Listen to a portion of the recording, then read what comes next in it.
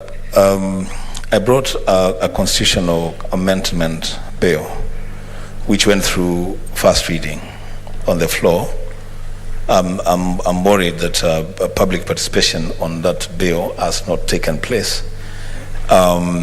These bills are timed. We could very easily overrun the time, the 90 days given for public participation on this issue.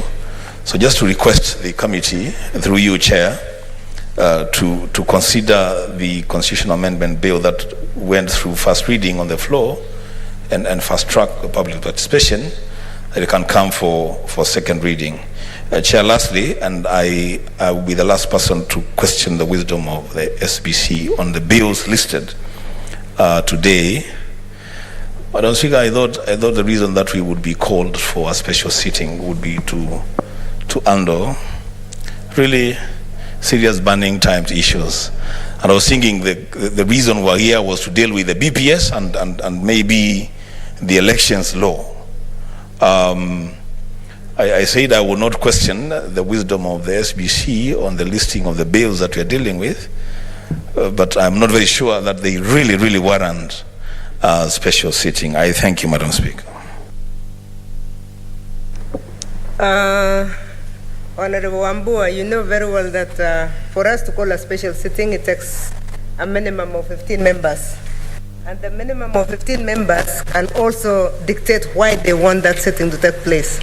And in fact, this one, they are very specific that there are bills that are pending, there are motions that need to be cleaned. And as you are aware, we know that by next year, March, most people will not be here. So actually it came not even from SBC, but from the request that came through the leader of majority.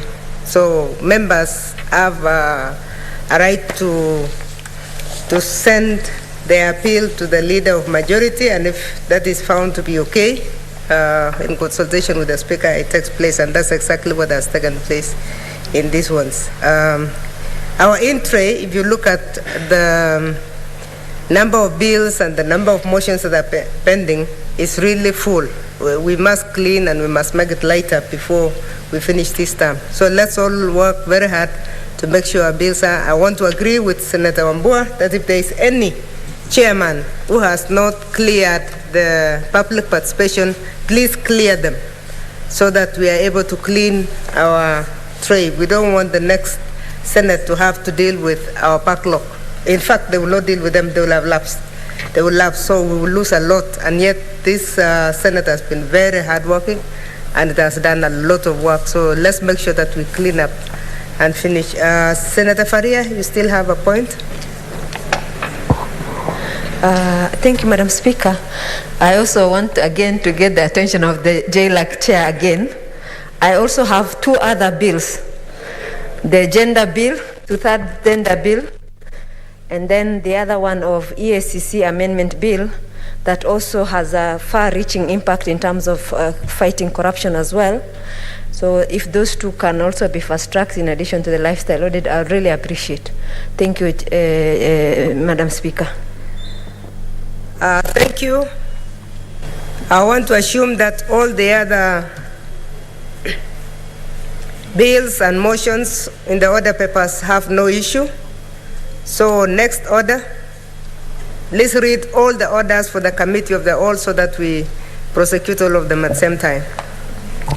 Order number 10, Committee of the Whole, the County Hall of Fame Bill, Senate Bills number 9 of 2021. Order number 11, Committee of the Whole, the Law of Succession Amendment Bill, Senate Bills number 15 of 2021. Order number 12, Committee of the Whole, the County Oversight and Accountability Bill, Senate Bills number 17 of 2021. Order number 13, Committee of the Whole, the Street Vendors Protection of Livelihood Bill, Senate Bills number 7 of 2021.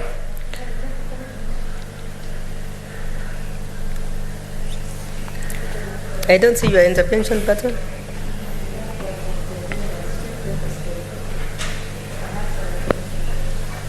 Senator, you have not pressed your intervention. Okay, Senator Faria. Thank you, Madam Speaker. I think I happen to belong to the Trade Committee, and this one as well, there are some public views that have not been incorporated as well. So we'll request that it should be deferred. I think the Vice Chair was supposed to be here to submit to that, but I think I can't see her, so I'm doing that on her behalf. Thank you, Madam Speaker. Thank you, Senator Faria. The clerk confirms that the chair was supposed to come and ask for that deferment, so we defer it. Next order. Order number 14, Committee of the Whole, the Heritage and Museums Bill, Senate Bills number 22 of 2021. Order number 15, Committee of the Whole, the County Government's Amendment Bill, Senate Bills number 38 of 2021. Order number 17, the Kenya Citizenship and Immigration Amendment Bill, Senate Bills number 33 of 2021. That's Committee of the Whole. Order number 18, Committee of the Whole, the Inter-governmental Relations Amendment Bill, Senate Bills number 37 of 2021. Thank you, Senators. May I inform the Senators who are on virtual that we'll be expecting them again to show us their faces as we prosecute under the committee stage, and we'll take all of them at the same time. Thank you.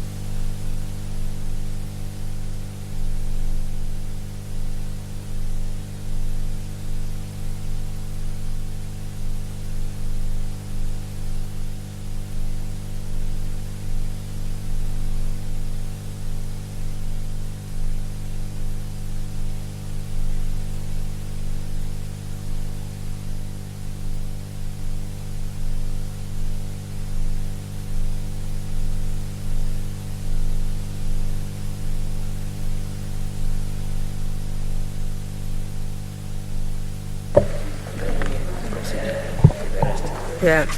Honorable Senators, we are going to start with order number 14, the Heritage and Museums Bill.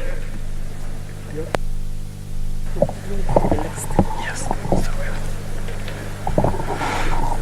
Clauses 3 to 20.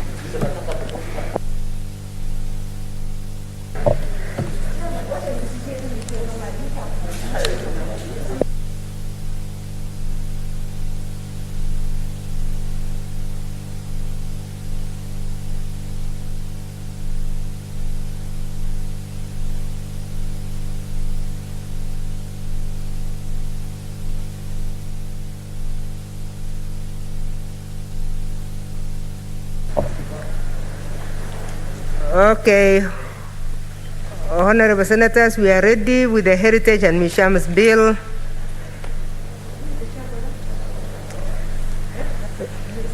Sponsored by Senator Milgo.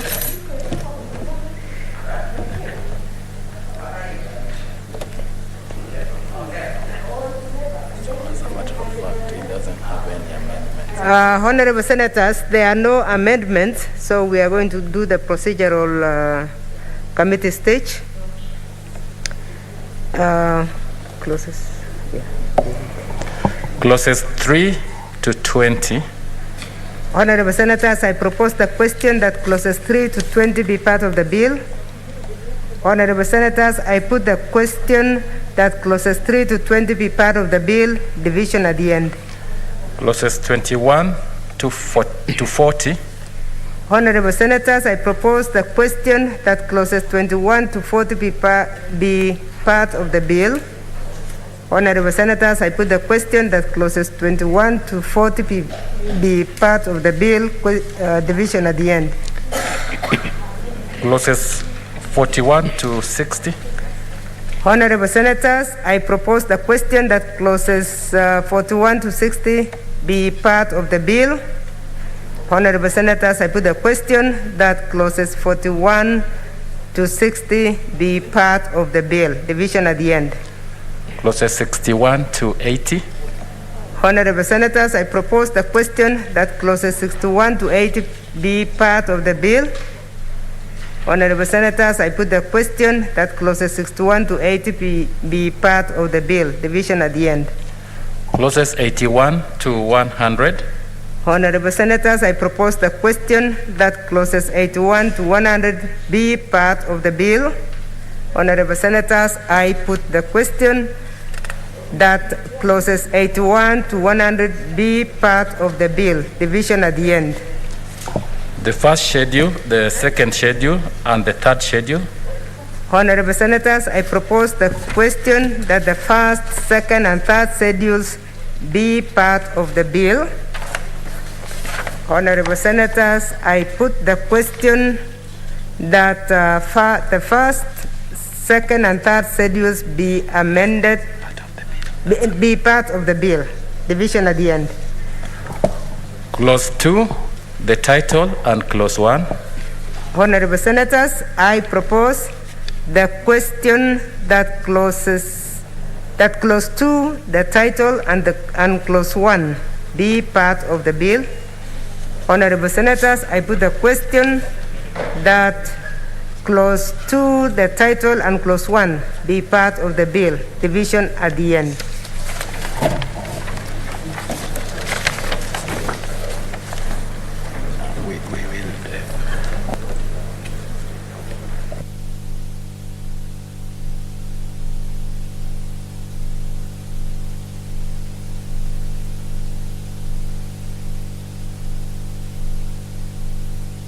Honorable Senators, as I had said, we shall report everything together. So we will move to the next bill. That is on order 15. The County Government's Amendment Bill, Senate Bills number 38 of 2021 by Senator Moses Kajwang.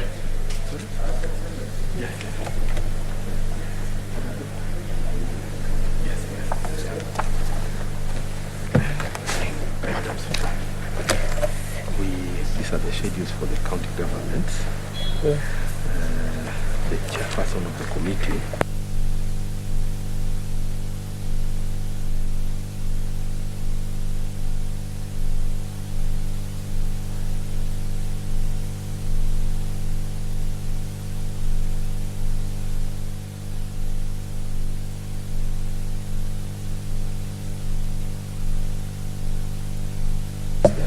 Okay, we are ready to start, Senator Gajwang. If Senator Malala can give you space to start.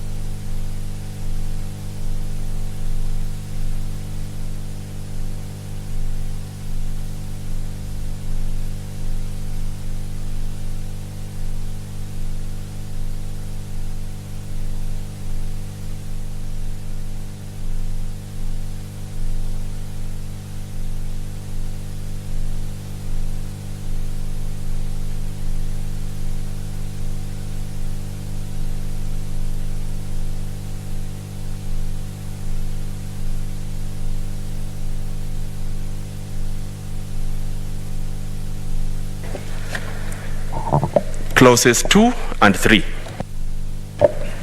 Honorable Senators, I propose a question that clauses 2 and 3 be part of the bill. Honorable Senators, I put a question that clauses 2 and 3 be part of the bill. Division at the end. Clause 4. Honorable Senators, I propose a question that clause 4 be part of the bill. And there's an amendment from the chair.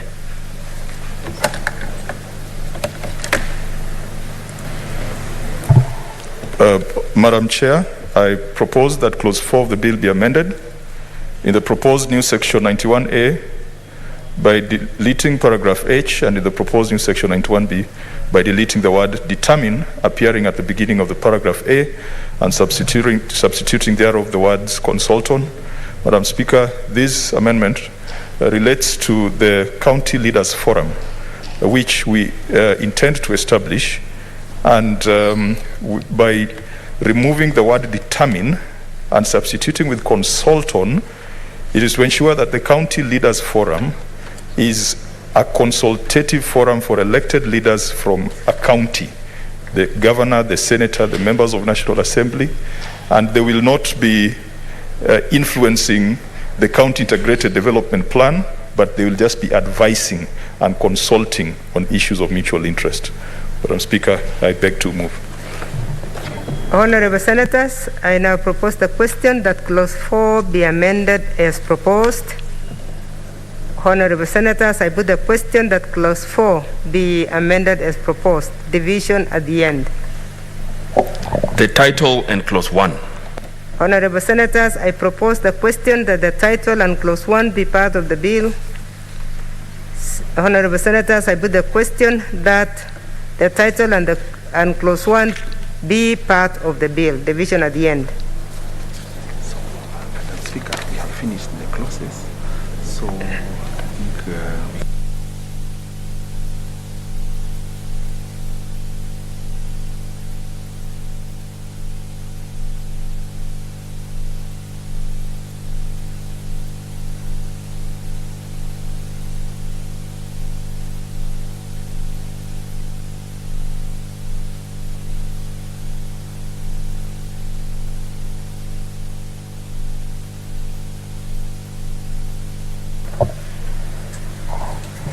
Honorable Senators, I now call on the mover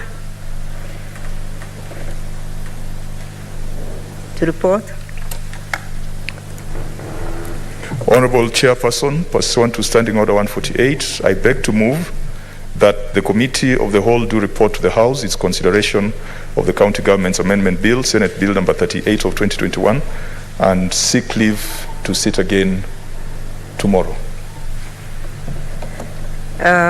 Honorable Senators, I put the question that the Committee of the Whole do report to the House its consideration of the County Government's Amendment Bill, Senate Bills number 38 of 2021, and seek leave to sit again tomorrow.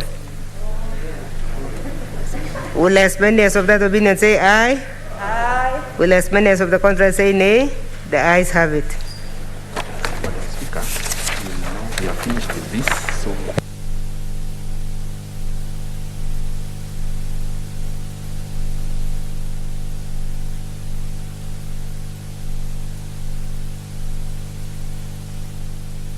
Honorable members, we will, for convenience, we will go to the next bill being prosecuted by the same chair.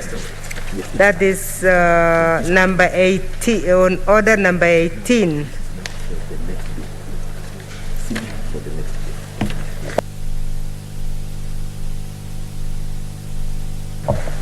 Order number 18 is on the Inter-governmental Relations Amendment Bill, Senate Bills number 37 of 2021. The chairperson, Standing Committee of Devolution and Inter-governmental Relations, Senator Kajwang.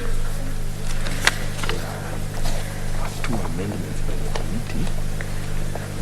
So we proceed in the Yeah, same manner. so we shall proceed. Clause 2. Honorable Senators, I propose the question that clause 2 be part of the bill, and the chairperson has an amendment.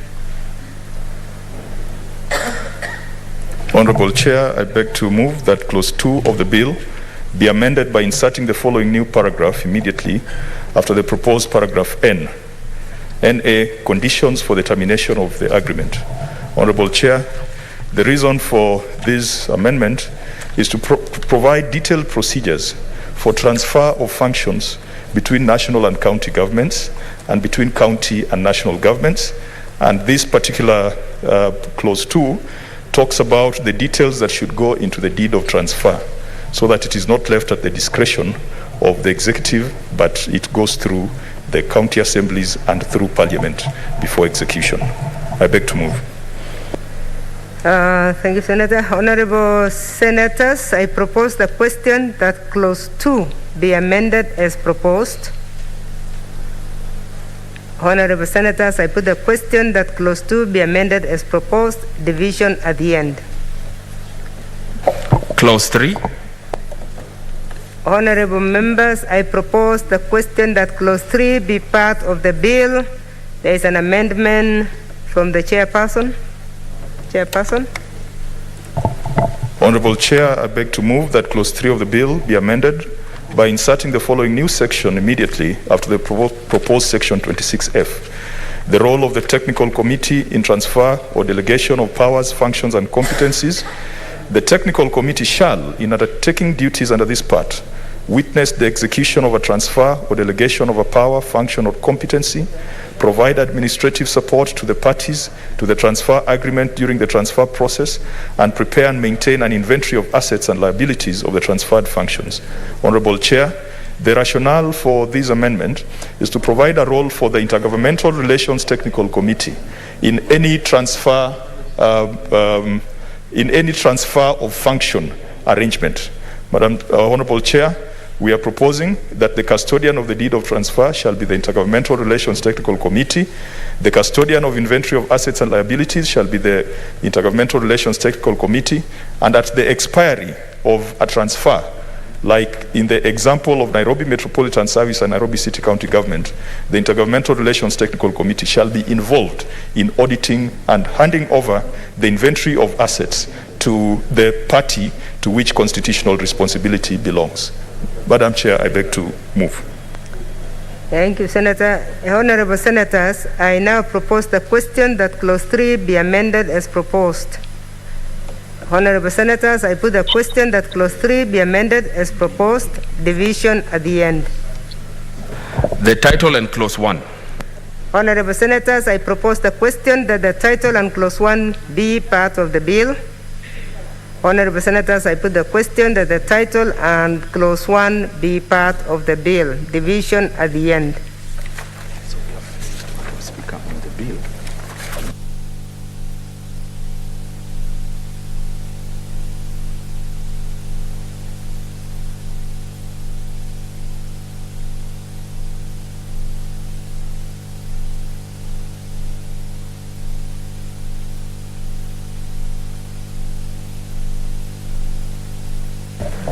Honorable Kajwang, we want you to report progress.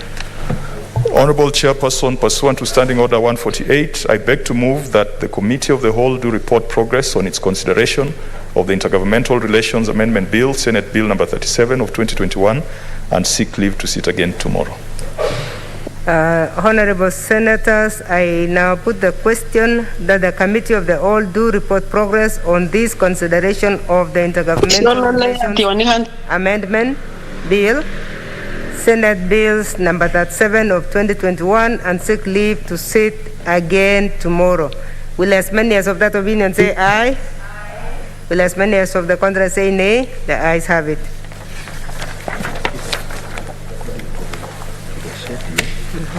next bill is the county oversight and accountability. The mover is here, and the mover of the amendment, they are consulting. Senator Kajwang is the mover of the amendment, the chair of the committee. Okay. So I will ask them to approach the table.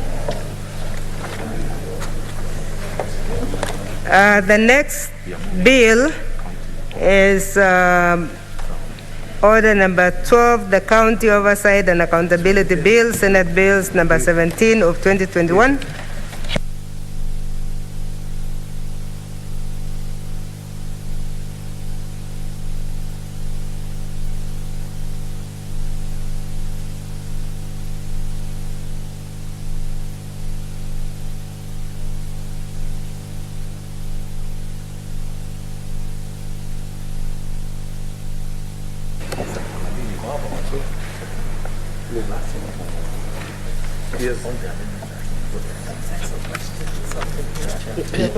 We are going to do it, yeah, because we were hoping we would have the numbers to vote.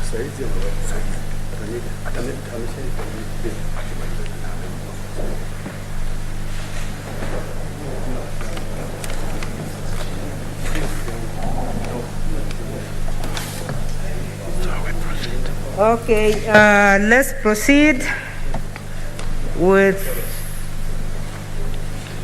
order number 12.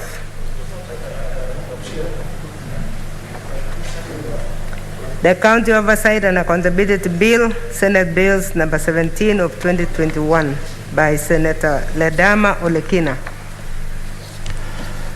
Clauses 3 and 4.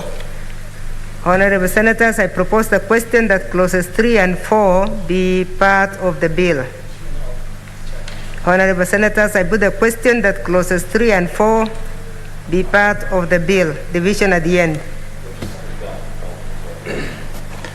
Clause 5. Honorable Senators, I propose that the question that clause 5 be part of the bill. There is an amendment from the Committee on Devolution and Intergovernmental Relations. Chair.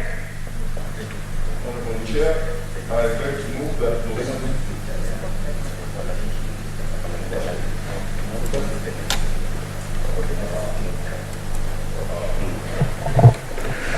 Honorable Chair, I beg to move that clause 5 of the bill be amended in subclause 1 by deleting the word shall appearing immediately after the words each county government and substituting therefore the word may, and in subclause 2 by deleting the word shall appearing immediately after the words a county government and substituting therefore the word may. Honorable Speaker, as you can see, it appears to be a trivial amendment, but may and shall mean a lot of things. And this was in relation to the proposal by the mover that each county government shall establish infrastructure for public participation. And in our public hearings, it was felt that different counties might have different approaches to public participation. There are those who go to churches, those who go under trees, but there are those like in urban areas like Nairobi that require infrastructure to be established. So, Madam Speaker, this is just to take care of those uniqueness and peculiarities across the 47 counties. I beg to move. Thank you, Chair. Honorable Senators, I propose the question that clause 5 be amended as proposed. Honorable Senators, I now put the question that clause 5 be amended as proposed, division at the end. Clauses 6 to 16. Honorable Senators, I propose the question that clauses 6 to 16 be part of the bill. Honorable Senators, I put the question that clauses 6 to 16 be part of the bill, division at the end. Clause 17. Honorable Senators, I propose the question that clause 17 be part of the bill. And there's an amendment from the Chairperson, Standing Committee on Devolution and Inter-governmental Relations. Chairperson? Honorable Chair, I beg to move that clause 17 of the bill be amended by deleting subclause 1 and substituting therefore the following new subclause. A senator may facilitate public participation through public awareness campaigns. Excuse me, Honorable Chair. A senator may facilitate public participation through public awareness campaigns in the respective county. Honorable Chair, I think the initial proposal was that the senator shall carry out or conduct public participation in all the wards, and we felt that that was restrictive, and the senator should then come up with a plan for public participation and public awareness in the county without necessarily saying that it shall be done in each ward. The members of County Assembly felt that that was usurping their role, and so I think when we frame it that way, it gives the senator the opportunity to come up with a program that is more uniquely tailored to the role of the senator. I beg to move. Honorable Senators, I now propose the question that clause 17 be amended as proposed. Senators, I put the question that clause 17 be amended as proposed, division at the end. Clause 18. Honorable Senators, I propose the question that clause 18 be part of the bill. Honorable Senators, I put the question that clause 18 be part of the bill, division at the end. Clause 19. Honorable Senators, I propose the question that clause 19 be part of the bill, and there is an amendment from the Chairperson, Standing Committee on Devolution and Inter-governmental Relations. Chair.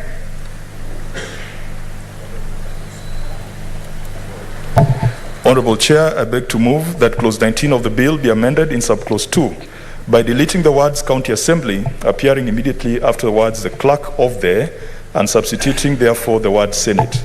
Honorable Chair, the rationale for this amendment is that the mover had proposed that the clerk of the County Assembly shall facilitate the public participation and public awareness initiatives of the senator. And the County Assembly Forum felt that that was a function that needed to be facilitated by the clerk of the Senate.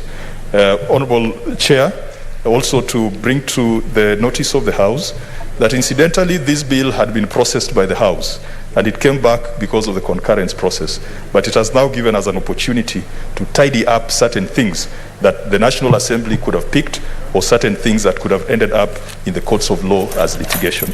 I beg to move. Thank you. Honorable Senators, I now propose the question that clause 19 be amended as proposed.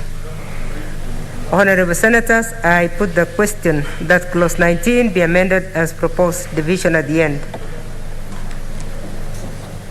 Clause 20. Honorable Senators, I propose the question that clause 20 be part of the bill. Honorable Senators, I now put the question that clause 20 be part of the bill, division at the end. Clause 2, the title, and clause 1. Honorable Senators, I propose the question that clause 2, the title, and clause 1 be part of the bill. Honorable Senators, I now put the question that clause 2, the title, and clause 1 be part of the bill, division at the end. Let's go to the last one. Call them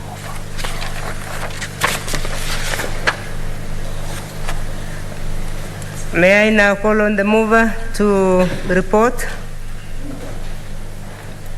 progress? Senator Ladama. Honorable Chairperson, pursuant to Standing Order 148, I beg to move that the Committee of the Whole do report on the consideration of the County Oversight and Accountability Bill, Senate Bill number 17 of 2021, and seek leave to sit again tomorrow. Honorable Senators, I put the question that the Committee of the Whole do report on its consideration of the County Oversight and Accountability Bill, Senate Bills number 17 of 2021, and seek leave to sit again tomorrow. Will as many as of that opinion say aye? Aye. Will as many as of the contrary say nay? The ayes have it.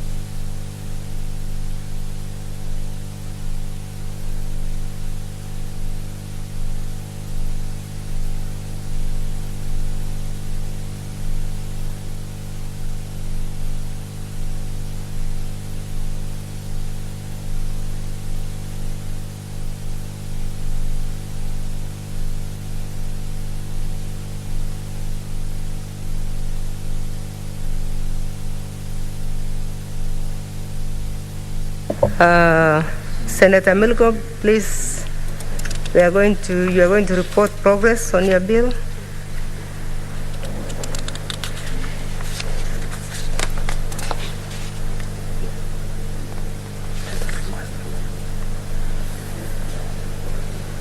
That is the Heritage and Museums Bill, Senate Bills number 22 of 2021 by Senator Alice Milgo. As the mover, please report progress. Honorable Chairperson, pursuant to Standing Order 148, I beg to move that the Committee of the Whole to report progress on its consideration of the Heritage and Museums Bill, Senate Bills number 22 of 2021, and seek leave to sit again tomorrow.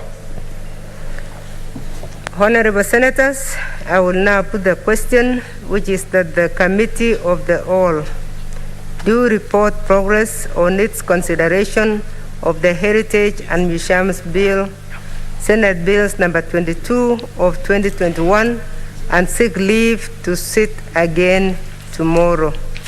Will as many as of that opinion say aye? Aye. Will as many as of the contrary say nay? Nay. The ayes have it. Sir.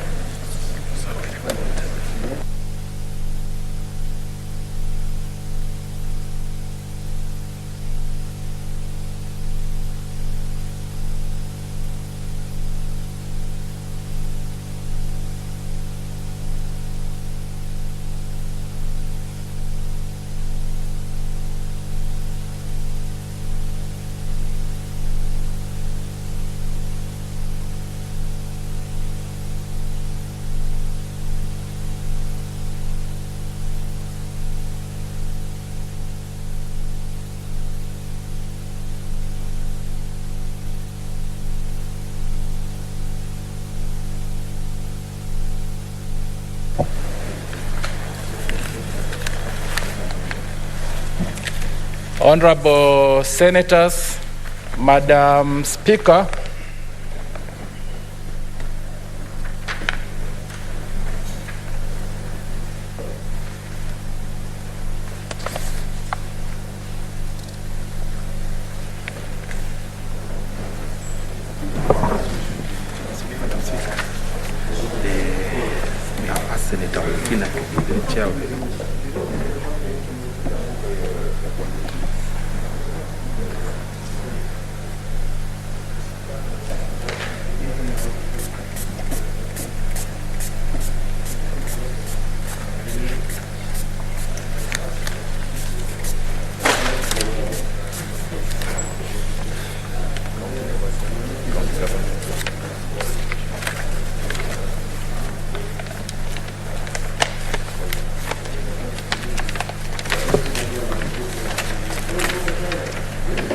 Honorable Senators, we shall now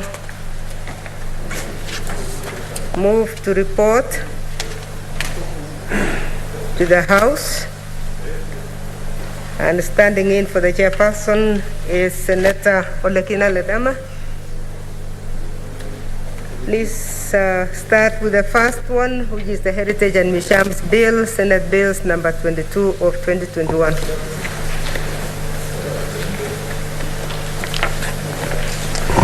Honorable Speaker, I beg to report progress that the Committee of the Whole has considered the Heritage and Museum Bill, Senate Bill number 22 of 2021, and seek leave to sit again tomorrow.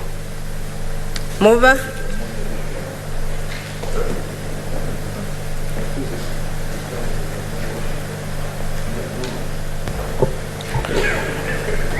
Honorable Speaker, I beg to move that the House do agree with the committee on the said report.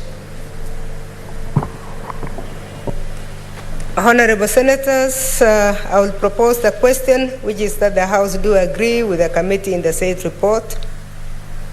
Honorable Senators, I will put the question, which is that the House do agree with the committee in the said report. Will as many as of that opinion say aye? Aye. Will as many as of the contrary say nay?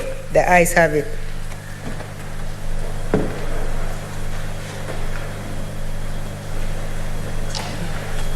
The next bill is the County Oversight and Accountability Bill, Senate Bills number 17 of 2021. Chairperson. Honorable Speaker, I beg to report that the Committee of the Whole has considered the County Oversight and Accountability Bill, Senate Bill number 17 of 2021, and seek leave to sit again tomorrow. Mover. Yeah. Honorable Speaker, I beg to move that the House do agree with the committee on the said report. And request Senator Kajwang to second. Senator Kajwang. Honorable Speaker, I second.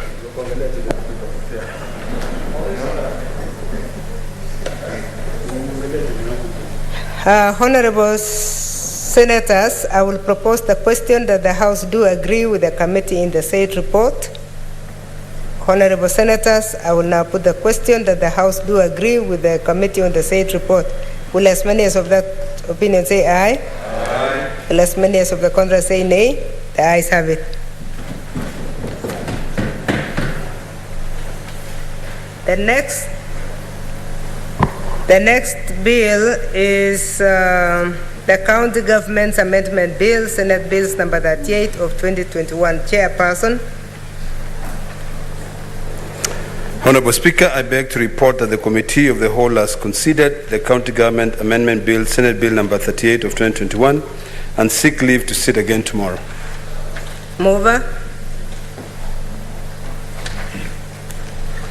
Honorable Speaker, I beg to move that the House do agree with the committee on the said report and request Senator Faria to second. Senator Faria. Madam Speaker, I beg to second. Honorable Senators, I propose the question that the House do agree with the committee in the said report. Honorable Senators, I now put the question that the House do agree with the committee in the said report. Will as many as of that opinion say aye? Aye. Will as many as of the contrary say nay? The ayes have it.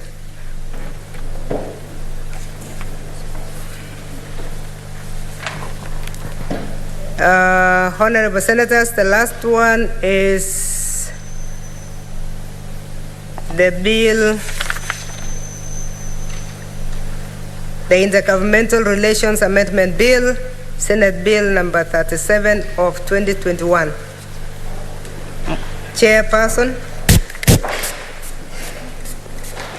Honorable Speaker, I beg to report that the Committee of the Whole has considered the Inter-governmental Relations Amendment Bill, Senate Bill number 37 of 2021, and seek leave to sit again tomorrow. Mover. Honorable Speaker, I beg to move that the House do agree with the committee on the said report and graciously request Senator Professor Ongeri to second. Senator Ongeri. I second, Madam Speaker. Honorable Senators, I now propose the question that the House do agree with the committee in the said report. Honorable Senators, I put the question that the House do agree with the committee in the said report. Will as many as of that opinion say aye? Aye. Will as many as of the contrary say nay? The ayes have it.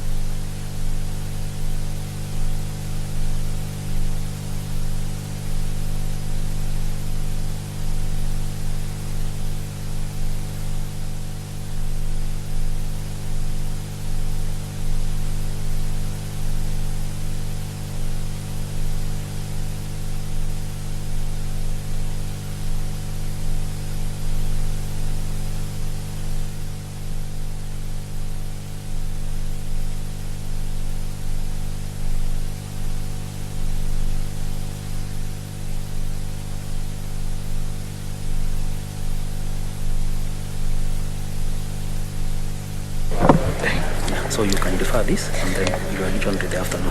Okay. You're saying they having concluded or there being no other business, we adjourn to the afternoon. Honorable Senators, I had rearranged the order of the House so that for the convenience of the House, we come back to order number 8. Now I want to further inform the House that for the convenience of the House, order number 8 will be concluded this afternoon. And so will order number 9. So order number 8 and number 9 will be coming back in the afternoon. I can see the member has arrived. So afternoon 2:30 will start.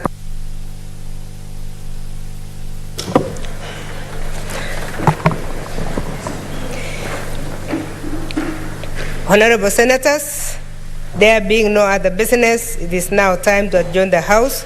The Senate therefore stands adjourned until today, Wednesday, 22nd December 2021 at 2:30 p.m.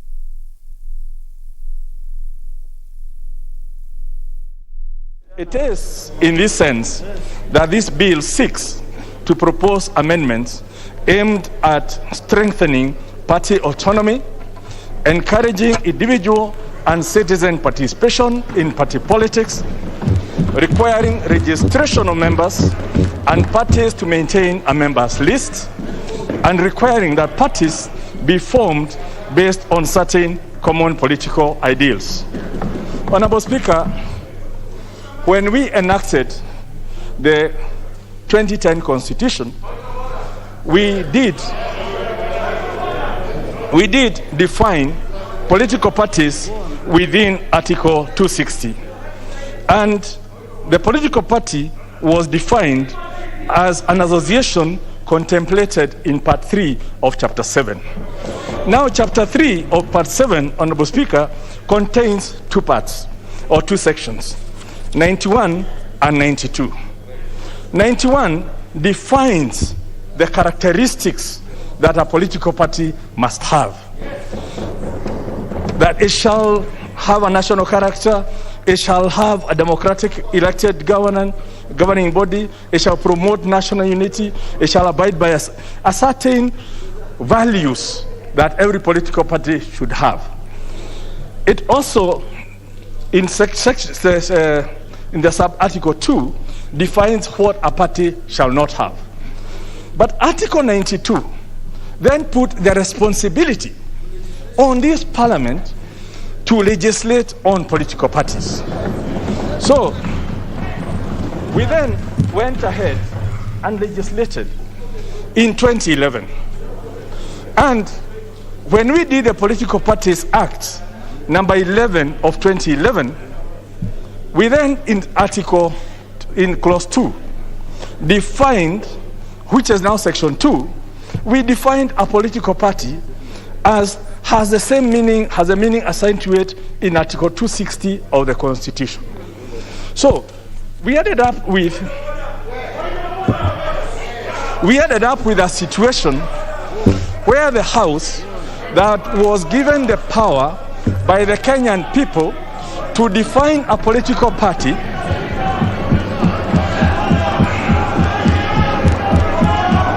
did not do the definition, and hence we've been having so since 2011 we've been having this problem where a political party has not been defined by this House. Yet the responsibility was put on this House to even define a political party. Honorable Speaker, when there was a case, the Political Parties Coalition Forum went to court when we were seeking funding for political parties in a coalition. And the courts did rule in 2016, and the matter was upheld in the Court of Appeal that the law does not define a political party. And it is the responsibility of Parliament to define a political party and not the courts. So, what we then did is, first of all, we must take that cue from the courts. The courts have said that Parliament was expected to define a political party. Parliament has not defined a political party, and hence the courts cannot define what a political party means. So hence, one of the provisions within this political party amendment is to define what a political party is. And it's an association of citizens with common ideals that are pursuing a certain agenda. So first of all, this bill cures one of the problems we have within our law, where political parties are not defined. And this is one of the fundamental amendments that we are bringing in this bill. This bill also goes ahead and says Article 260 envisages an association. It does not define whether it's an association of natural persons or legal persons or parties or bodies, and hence in this definition, which is being proposed for debate in this house. Yes. It's for debate in this house. Yes. This definition now that we are putting, that basically says that an association, that a political party is now being defined for avoidance of doubt as an association of citizens with an identifiable ideology or program that is constituted for the purposes of influencing public policy or nominating candidates to contest election. That definition does not exist in our law today because we just did a convoluted thing. The Constitution says it's an association as contemplated in Part 7. In our law, we then said it's an association as defined in Article 260. So the two of them have never defined a political party. So for once, we are going to have a definition of a political party. Now, we also looked at the history of this country. Going back to, let's start from 2002 or even late 90s, when NDP merged with KANU, and NDP was merged into KANU, they could not make a decision, they exploded. 2002, Democratic Party, Ford Kenya, and National Party of Kenya, plus the Rainbow Coalition, came together under the National Rainbow Coalition, NAC. It could not be possible to register a coalition, and hence we adopted one of the parties, NPK, to change its name. Immediately the parties got into power. NAC was reclaimed by the owner, and hence, all of a sudden, the whole government was at the behest of one of the owners of the party. Fast forward to 2013, TNA got into a coalition with URP. And in that coalition, the president, Uhuru Kenyatta, had a running mate from URP, but who could not run on URP because the party, the polo, does not recognize coalitions. So, His Excellency William Ruto had to run on TNA. Now, move forward to 2017. Let's move just, for example, to 2017. A number of parties, ODM, Wiper, ANC, Ford Kenya, moved together as the National Super Alliance. But the National Super Alliance could not sponsor a candidate. So ODM sponsored the candidate, right? Including the running mate, who was not from ODM. And as a result, we all know the issues that have happened since then. In between, in 2016, Jubilee attempted to cure the problem and amalgamated all the parties that had supported Jubilee in the coalition. We know the story that happened. Yeah? So, of course, some people have bolted, yeah? But the issue we need to look at is that in Kenya, it's so clear that coalitions will be the issue of the future. It's a global phenomenon. In Britain, there are coalitions. In Germany, there are coalitions. In South Africa, there's coalitions. Everywhere, it's coalitions. But how do we ensure that parties that come together through a coalition are protected from the issues we have seen in the past? And you see, that is what we need to think of. That when 2 or 3 parties come together, it cannot be the big brother that they are relying on to protect them. They must be protected in law. And hence, what we are providing for now is a legal recognition of any framework that allows 3 or so political parties to come up together so that they sponsor their candidates as a political party, they share in the money as a political party, and it's not up to big brother or small brother to control the shots. Now, that is the best thing that can happen to this country. And I would doubt why would anyone even have a problem with this kind of arrangement where your small party is protected, you as an individual is protected, and we can move forward. Honorable Speaker, we also know that we've been having problem with access to political party funding. Political parties are funded by the exchequer to the tune of 0.3% of the national revenue. Okay, we'll be making an amendment to that because the national revenue reference was in 2011. Now we know a shareable revenue, which excluding the money for counties. But that money is only accessible to what we call the big boys. That money has never been accessible to the small parties. So small parties will have 3-4 members of parliament, they will have a governor, they will have some members of the county assemblies, but they cannot access the national kitty that's set up to promote the growth of democracy in this country. So one of the amendments that are being proposed in this law is to lower the thresholds for access into the national funds that are being provided for the growth of democracy in this country, so that any party that wins a seat, be it in a county assembly, be it as a governor, be it in the Senate, or be it in this National Assembly, has put enough effort to merit participating in the sharing of the national funds. And you see, this is the kind of thing that is good for democracy in this country. Now, we may oppose things because we think we don't need this.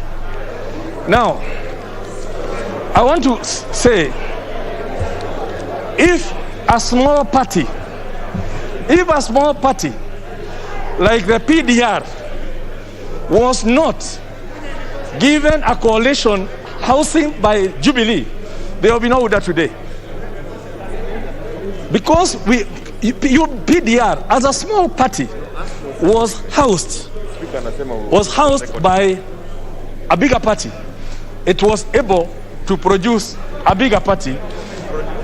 So basically, what we are looking at in these amendments, all these amendments typically have been brought in to ensure that we now clean up the mess we have not cleaned up since 2011.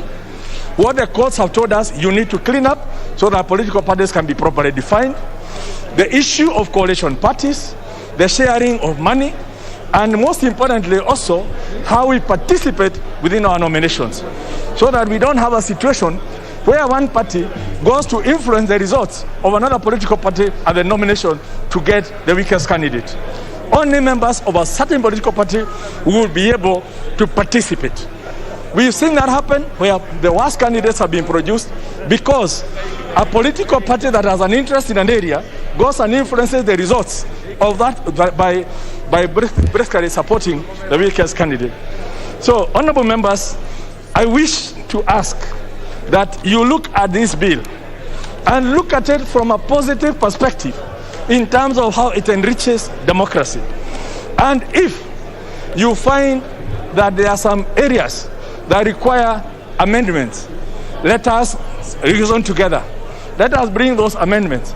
Let us harmonize them so that we give to the Kenyan people a political party act that will withstand the test of time now and into the future. Honorable Speaker, I could go on and on, but I don't want to go through some.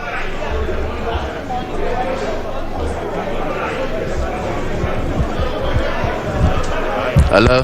Thank you, Mr. Speaker. Leave the matter at that point and urge members that let us think when we are legislating for posterity. We are not legislating for any of us, but basically for the bigger good of the people of Kenya, to ameliorate the suffering of the ordinary Kenyan who is suffering because of the issues we have. Now, no, he said, yeah. So, Honorable Speaker, I beg to move. No, it's okay. No, I beg to move and request the chair of JLAC, who had the responsibility and honor to get a public participation, to take us through the process of what they did, so that the issue that people are raising that there was no public participation, I know there was a lot of public participation. Before the publication of this bill, there was public participation. After the publication of this bill, there was public participation. In Mombasa, there was public participation. So we know that this bill has gone through the most extensive public participation, including by all the political parties who have been invited and who have done the bid. But, so Honorable Speaker, I beg to move and ask the Honorable Muturi Kigano to second.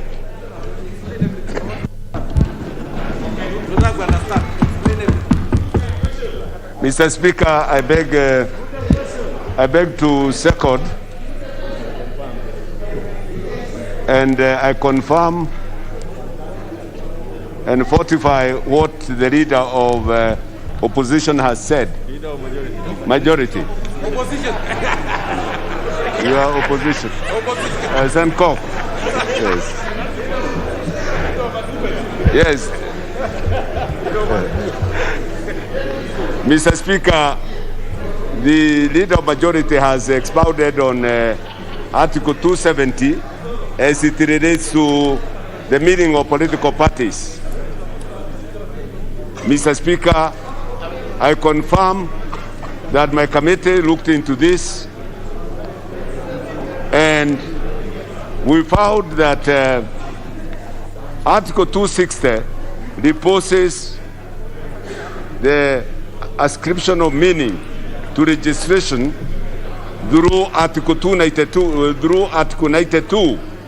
If you look at the subheading of Article 292, it speaks for itself. Registration on political parties.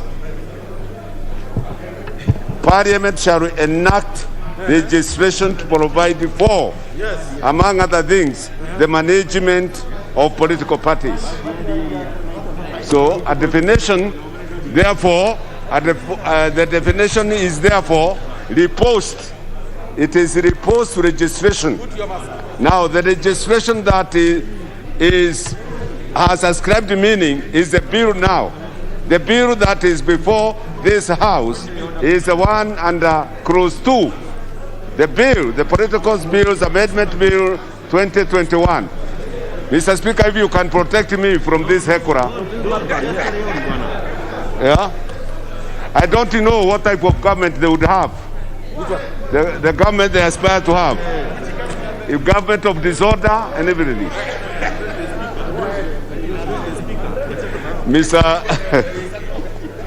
Mr. Speaker, the bill here is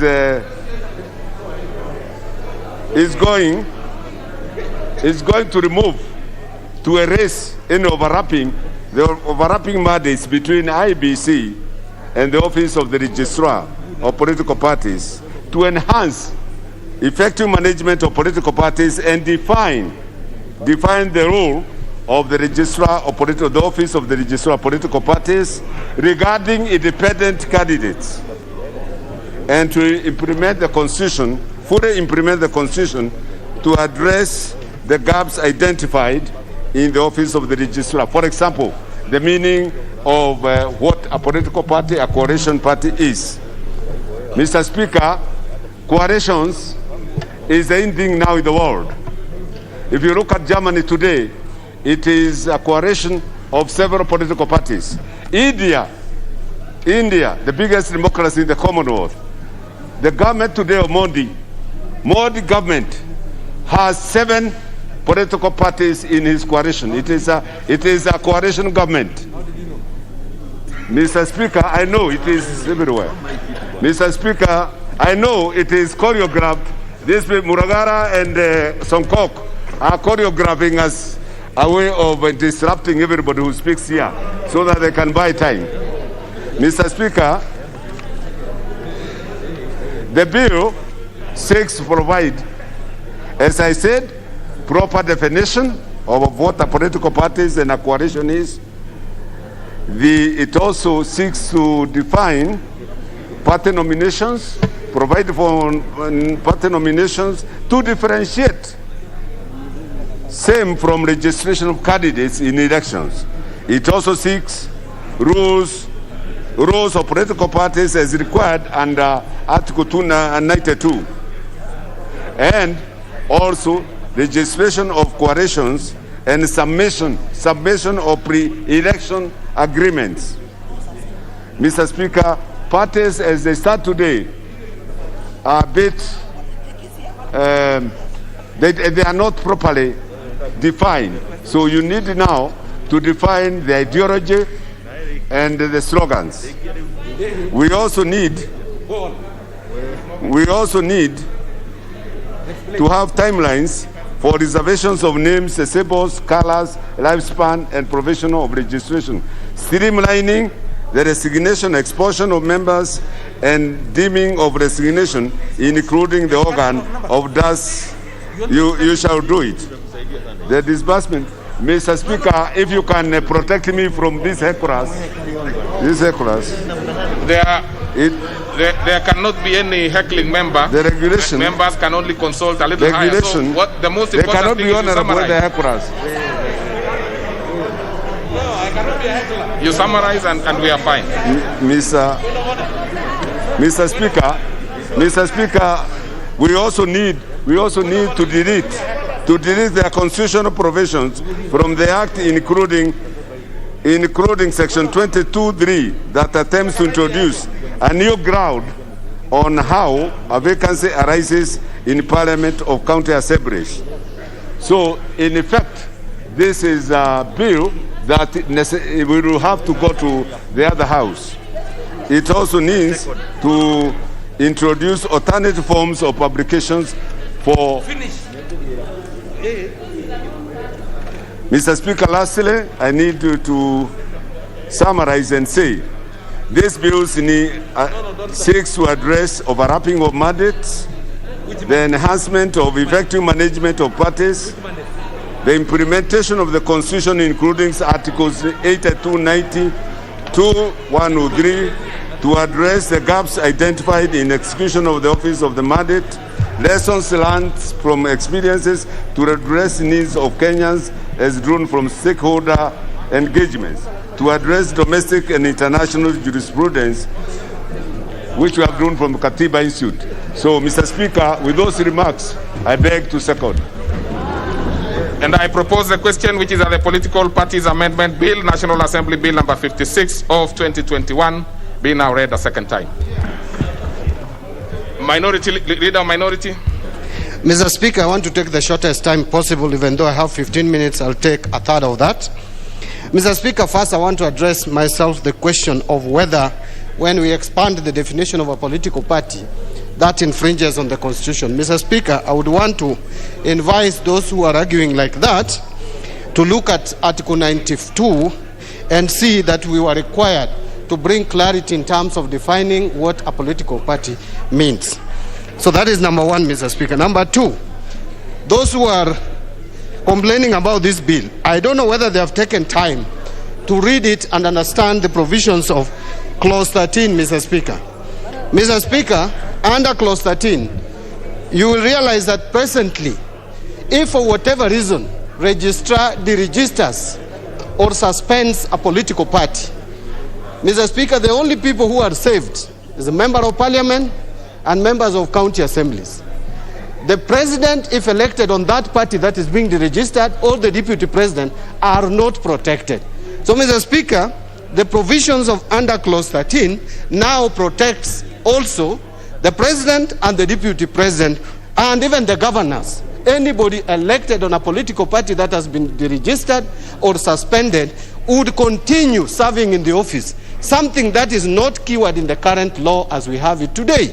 Mr. Speaker, those of us who are making noise about these amendments should understand that there is no process of disciplining a party member as it is today. This law provides a clear mechanism and details on how due process of disciplining a member will be taken. And it is of benefit to some of us who are making noise here, Mr. Speaker, because Mr. Speaker, we require this law to be clear on what process would be followed, Mr. Speaker. Mr. Speaker, my second last remark is as follows.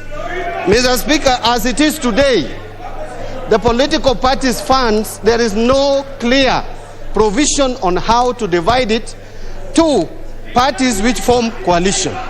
And Mr. Speaker, looking forward, Mr. Speaker, how I wish that those members of parliament, Mr. Speaker,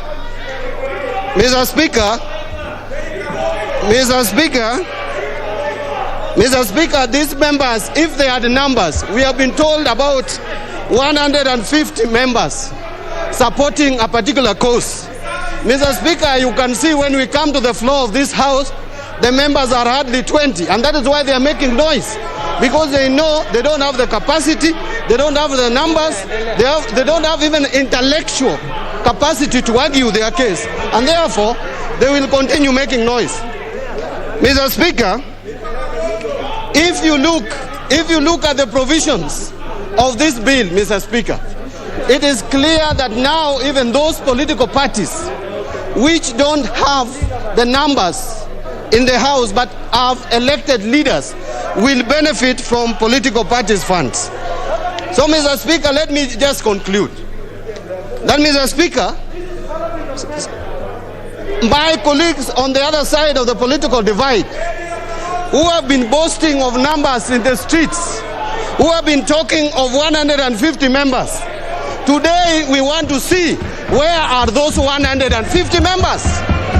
So instead of making noise, instead of shouting like Alice Wahome is shouting as if she's in a marketplace, Alice Wahome should tell us where there are 150 members that they have been boasting around that they have 150 members and they have only 20-25 members. Okay. If you don't have numbers, don't waste our time. Don't waste our time. We have come here to debate. Thank you, Mr. Speaker. Honorable Dr. Pukose. Dr. Pukose. Dr. Pukose. Thank you, Honorable Speaker. Honorable Speaker, I want to contribute to this political parties amendment bill.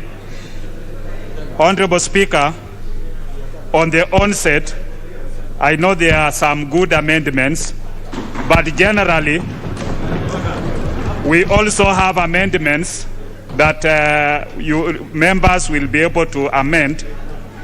And Honorable Speaker, my main issue is that this bill has hurriedly been brought, and even members being called away from their vacation to come and contribute. To me, I think the issue of having free and fair elections, if this House is not careful, will be a mirage. Of interest, Honorable Speaker, Clause 10 of the bill provides that a person who while being a member of a political party shall be deemed to have resigned from that party if that person promotes the ideology, interests, or policies of another political party. This provision, Honorable Speaker, can be used to limit the political rights of members as exposed in Article 38 of the Constitution, which provides that every citizen, including members of Parliament, have a right to campaign for a political party or a cause and is free to make political choices. The bill outlaws these political rights, and more so, if enacted, shall be used to threaten members who support certain causes, for instance, economic empowerment and other ideologies of a party for which a member believes. Honorable Speaker, as the minority leader was contributing, you know, members were saying parties like Wiper have not been paid up to date by ODM. And the Honorable Speaker, when you look at clause 15 of the bill, it amends section 25 of the Political Parties Act to provide for the formula of distribution of the political parties fund, which is proposed as in the bill. Honorable Speaker, what happens when you have a repeat election? Are you going to use the presidential results for the first election or for the repeat elections? And for instance, NASA boycotted the repeat elections for the presidency. So what happens? Do they get money for the repeat elections? So I think that needs to be very clear.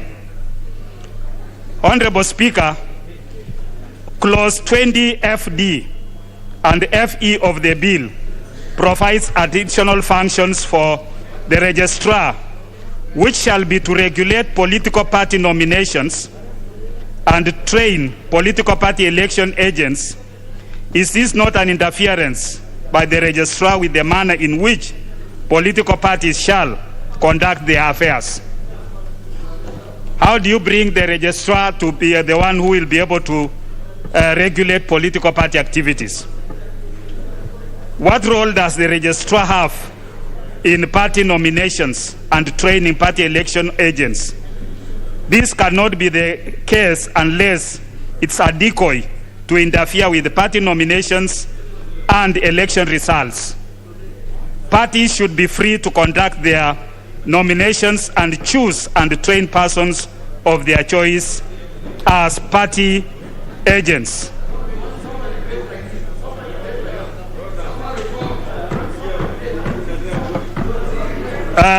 Honorable Speaker, in clause 22 of the bill, it seeks to provide requirements for conduct of political party nominations, which includes the requirements that a political party that intends to conduct a political party nominations under this act shall apply in writing to the registrar of political parties for a certified copy of the register. What happens when the certified copy of the register is interfered? Some of you members might find yourself you are not in that register. We can only, what happens within even a constituency where you have members that have registered as voters? It is not just that you will get votes from only your political party. So for me, I think we must be able to use the IBC register, not the register by the political party registrar. Because when you use the register by the political party registrar, what it means is that some of the members will be locked out of that register, because by then you realize that you are not in the register and you are told you are not a member of that party for which you are. As currently is, we know that members have been put into a register or into a political party that you've not even registered. People go to M-Pesa agents, get people's details, and register you in a political party of their choice. It is, however, notable that the bill outlaws the participation of any person who is not a registered member of the political party to participate in the party nominations. This shall technically lock out many registered voters from nominating their candidates, as they must be members of the political party conducting nominations.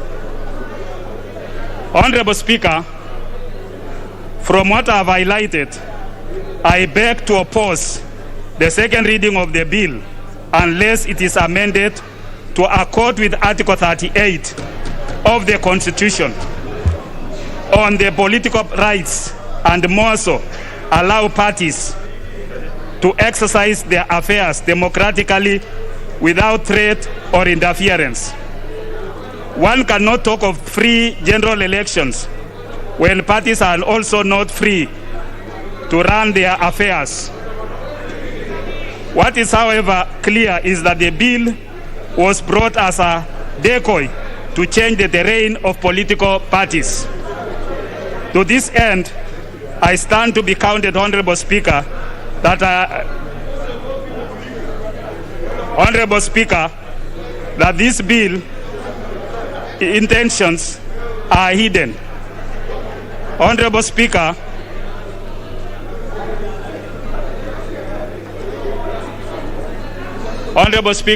I beg to oppose. Thank you. Now, the Honorable Dr. Wamalwa. Honorable Dr. Wamalwa. Thank you, Mr. Speaker. Mr. Speaker, I'm speaking as the Secretary General of Ford Kenya Party. And Mr. Speaker, I'm also speaking on behalf of Political Parties Liaison Committee. Mr. Speaker, there's an English proverb which says, the shoe wearer knows where it pinches. Mr. Speaker, we've been in coalitions. We were in CORD and we were in NASA. Mr. Speaker, in the last parliament, I had brought a law, Mr. Speaker, of the recognitions of coalition, more importantly, on the aspect of political parties funding. Mr. Speaker, when you look at this, Mr. Speaker, when you look at this law, Mr. Speaker, it has some merits and it has some demerits.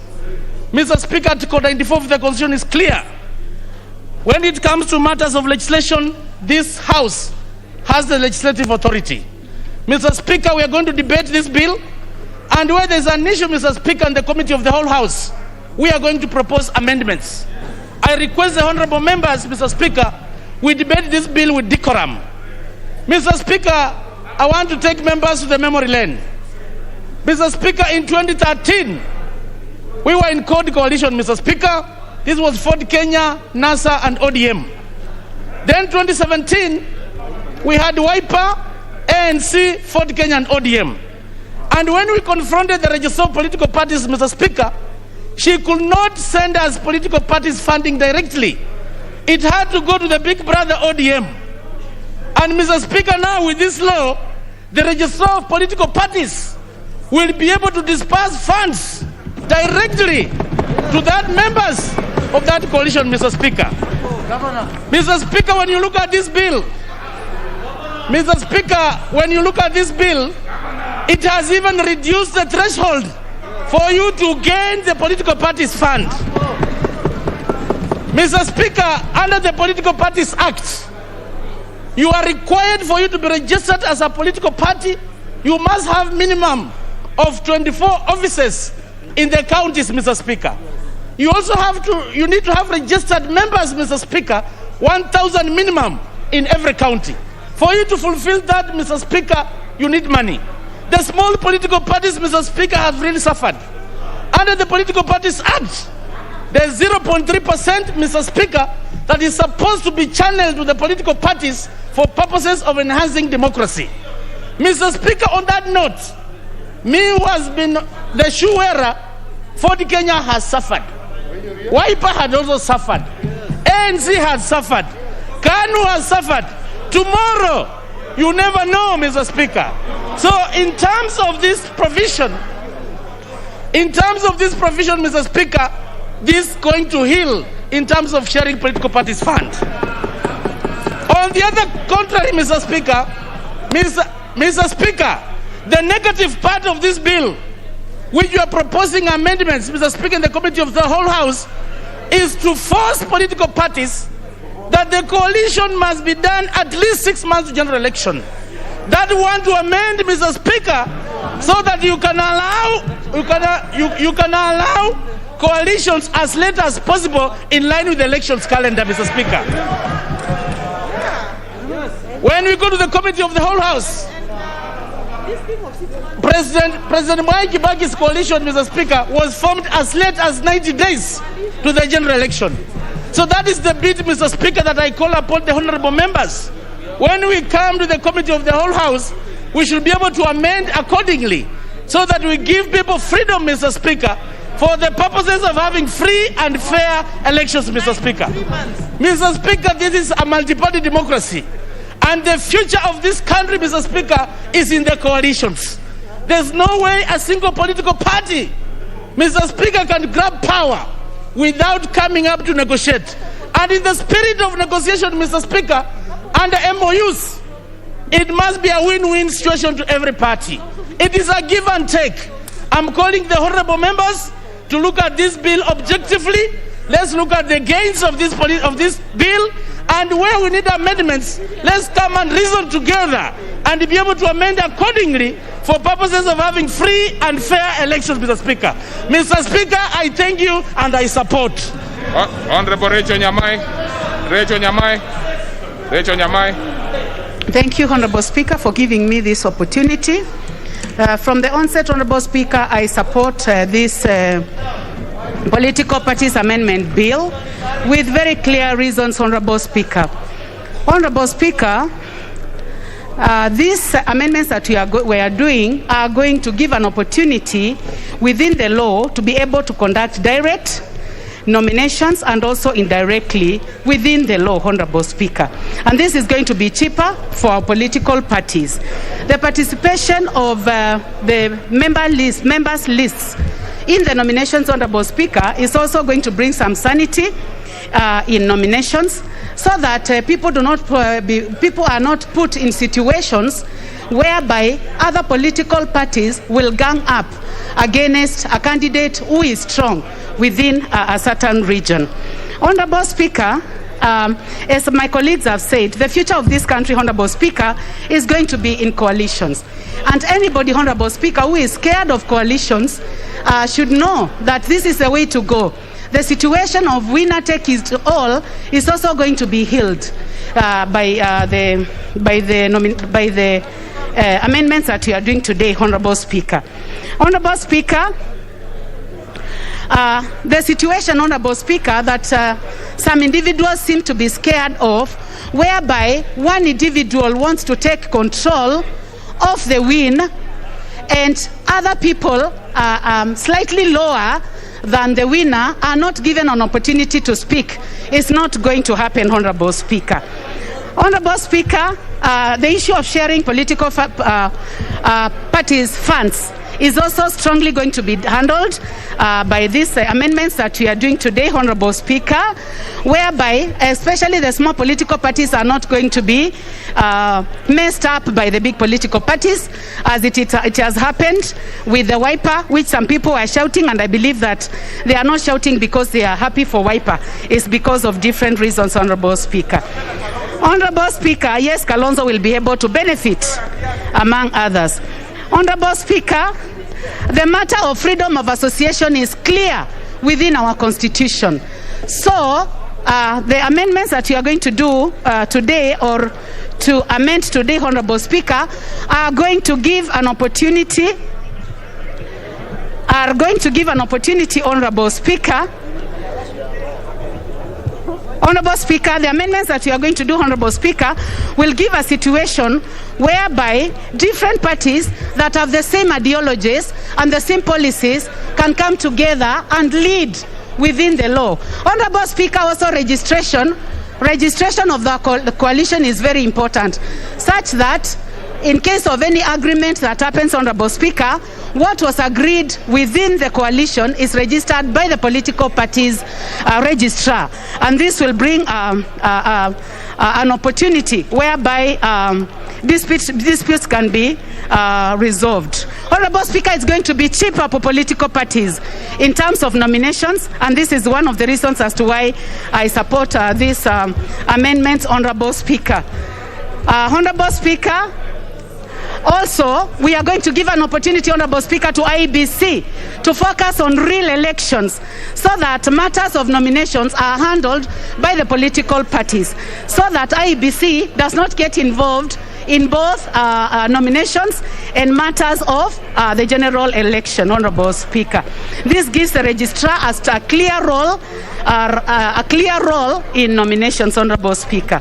Honorable Speaker, recognition of coalitions in this CPP is also in the same spirit of BBI that we had, and I believe as an individual and as a member of the member for Kitui South, that this is going to give a situation whereby our country, which is composed of big and small communities, different colors, red, white, black, yellow, will have an opportunity to be put together, green, to be put together in a situation whereby we have a stake in this country. So, Honorable Speaker, as a support, I want to say that anybody who has a problem with coalitions is not the best for the future of this country. And anybody, Honorable Speaker, who feels that small political parties should be collapsed in order to give space for one huge political party means that they have a problem with working with the other people. So, Honorable Speaker, as I sit, I would like to say that this CPP is going to give a chance to our country, to our parties, with the same ideologies, with the same parties, to be able to sit together. Honorable Speaker, I actually look forward already to this passing of this bill. Thank you. Thank you, Mr. Speaker. Mr. Speaker, from the onset, I stand to support, Mr. Speaker, the political parties amendment bill, Mr. Speaker. Mr. Speaker, I want to urge members that this is how Parliament conducts its business, Mr. Speaker. There must be a bill, there must be a debate, there must be a voting, and it will be decided in one way or the other, Mr. Speaker. Mr. Speaker, secondly, coalitions are here to live with us, Mr. Speaker, for the longest time possible, Mr. Speaker. Mr. Speaker, since the advent of multi-party politics, Mr. Speaker, coalitions have been in existence. And this is a bill that is going to make coalitions work better. This is a bill that is going to make our politics have better hygiene, Mr. Speaker, than it was, Mr. Speaker. You could hear people raising issues of previous coalitions, Mr. Speaker. Exactly, this bill is supposed to cure those problems, Mr. Speaker. This bill is supposed to make our politics going forward better than it is today, Mr. Speaker. I know there are people who don't believe in coalitions. There are people who believe in political parties. There are people who want to be independent, Mr. Speaker. The Constitution guarantees everyone their right, Mr. Speaker. Mr. Speaker, this House will not decide this bill based on how loud your voice is, Mr. Speaker. This House is going to decide based on the persuasion every member makes to the other, whether it makes sense what you are saying or not, Mr. Speaker. For that reason, Mr. Speaker, I want to urge my colleagues to debate this bill with sobriety so that we can have a bill that is going to help this country, a bill that is going to be for posterity, Mr. Speaker. And Mr. Speaker, for those who were there in last Parliament, it is normal for amendment to the Elections Act, to the Political Parties Act, to come to the House at the tail end of Parliament, Mr. Speaker. It's a normal thing, Mr. Speaker. Honorable Bokose was there. I remember last Parliament, from the first election to the second election, there were amendments on whether elections should be conducted electronically or not, Mr. Speaker. Mr. Speaker, with those few remarks, I want to urge that let us not belabor the matter. This is a very clear bill. This is a bill that is going to make our politics better, Mr. Speaker. And if you have numbers, Mr. Speaker, don't be worried. Don't shout outside there. We have numbers. Bring your numbers here now. They are required in the House, Mr. Speaker. Okay. Mr. Speaker, we are going to win this one hands down, Mr. Speaker. All right. Not shout this one, Mr. Speaker. Thank you very much, Mr. Speaker. Honorable Alice Wahome. Alice Wahome. Honorable Alice Wahome. Honorable Alice Wahome, you have put your card here and you don't want to speak. Honorable Alice Wahome.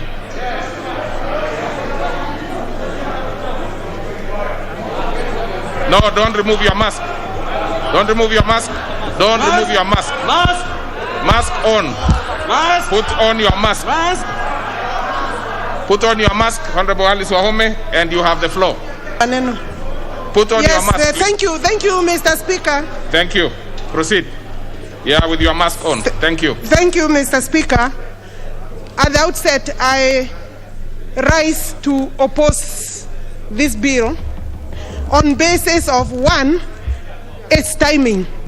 This bill is completely untimely and it is intended to disrupt smooth nominations, particularly in some of the proposals that it is coming up with.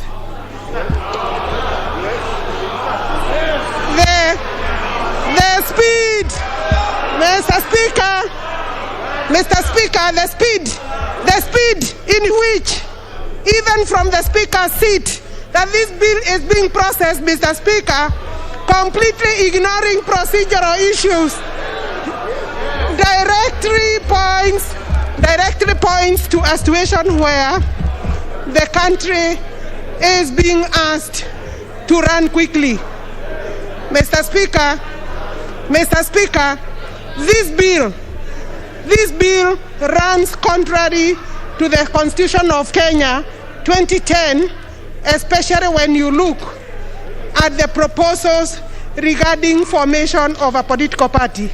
The definition of what is a political party, Mr. Speaker, cannot be changed by a legislative enactment, Mr. Speaker. And that's what this bill, Mr. Speaker, is trying to do in some of the proposals that it has come up with. Mr. Speaker, even the fact that we have been summoned for a special meeting, Mr. Speaker, sitting of this House, points to the direction that there are people intended on controlling the general elections through this bill, Mr. Speaker, in August 2022. You will allow me say my thing, because we can see through these provisions the hand of the handshake partners, Mr. Speaker, who are now desperate and think that they can use the law, use this House, Mr. Speaker, to bring up provisions of the law that will facilitate an amorphous coalition of parties. The law today, Mr. Speaker, Mr. Speaker, allows coalition of parties. It allows coalition of political parties by the deposit of a memorandum to the registrar of political parties. What is this thing that has become so urgent, Mr. Speaker, that requires the session of the House to be called from leave, Mr. Speaker, to come and register it? When you look at the provision, every election period, Mr. Speaker, we find that there are disruptive provisions of the law that have been brought or are intended to give undue advantage to some people. Mr. Speaker, I'm therefore finding that the exercise of this House today, the summoning of this House today, in respect of this bill, absolutely unnecessary, Mr. Speaker. Mr. Speaker, the control, I will be moving some amendment, Mr. Speaker, on the register of members. We cannot allow the registrar of political parties to be the holder of the data of members of political parties. And Mr. Speaker, this is a very serious attempt by the registrar of political parties, with a deep state, I dare say, to control the register of members of political parties. And that will not be allowed, Mr. Speaker. Mr. Speaker, it is a shame that when people are dying, people have taken cancer billions, we are being summoned today to discuss about formation of coalitions instead, Mr. Speaker, of dealing with the pandemic, including the pandemic in this House, Mr. Speaker, where yesterday every 8 people out of 10 who were tested, Mr. Speaker, turned positive, COVID positive yesterday. It is even exposing the members, Mr. Speaker, with a very useless bill. Mr. Speaker. This is not a pro-people bill. Mr. Speaker, this is not a pro-people bill. This is a very selfish move by this House today. We have a Political Parties Act that is able to deal with the issues of elections and nominations going forward. If, for example, bad habits like the ones of the ODM, by denying other parties their money, if that is what they are trying to cure, that cannot be cured by the law, Mr. Speaker. That can only be cured through good behavior, Mr. Speaker. And therefore, we want to tell them, you can deposit a memorandum of how you share the money and honor the memorandum, because many of you have never known how to honor memorandums honor gentlemen agreement and ladies agreement. Mr. Speaker, I do not want to add anything. And we are happy that people, Mr. Speaker,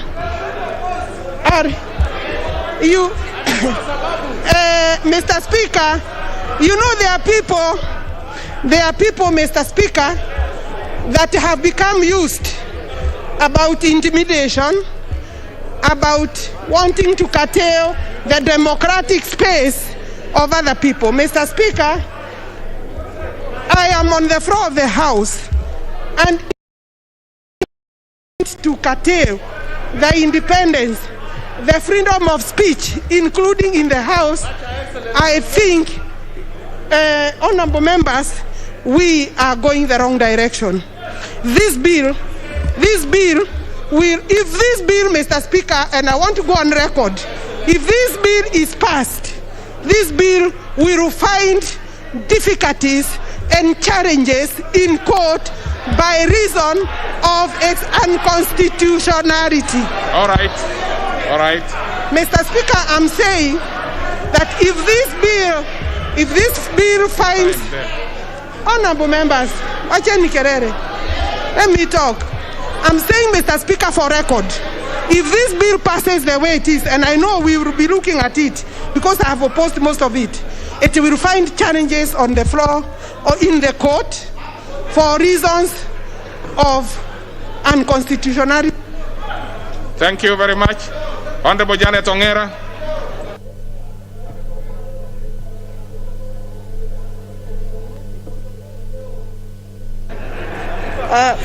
Thank you, Mr. Speaker, for giving me this opportunity to contribute to this bill. Mr. Speaker, I rise to support, and I would like to request our honorable members of this House to listen to what I have to say, because, Mr. Speaker, I believe I'm one of the most sober members in Kieleweke. Mr. Speaker, I want to speak from experience. Mr. Speaker, I have run political parties for 10 years in my other previous life. And one of the reasons, Mr. Speaker, that was most challenging was the fact that we never had provisions for coalition political parties, whereby you would have corporate membership, Mr. Speaker. When I look at this bill, Mr. Speaker, it has provided for single political parties of single member constituency. I have seen that this amendment is going to provide for corporate membership. That is a coalition of political parties.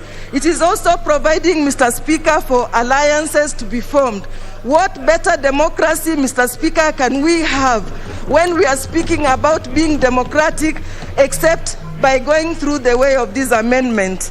Mr. Speaker, the second point that I would like to say, Mr. Speaker, one of the greatest challenges that we have had in Kenya was how to share political funding, particularly where we have coalitions. Mr. Speaker, I remember that the late Kalembe Ndile died crying that he was never given his money by Jubilee Party. Mr. Speaker, I know that our partners in NASA were crying that ODM never gave them their money until recently. Mr. Speaker, what better provision than to have a clear provision that the registrar of political parties can actually divide this money based on proportionate representation. Mr. Speaker, I urge, and I seriously urge my colleagues in Tanga to look at this with clear eyes. Don't be clouded. Don't be clouded by the arena of the heat of politics. History will judge us wrongly. Let us look at this with very sober eyes and look at the provisions. There is nothing that is hidden here. This is very clear. Mr. Speaker, with those two remarks, I support this amendment. Thank you. Honorable Eseli Simiyu. Honorable Eseli Simiyu.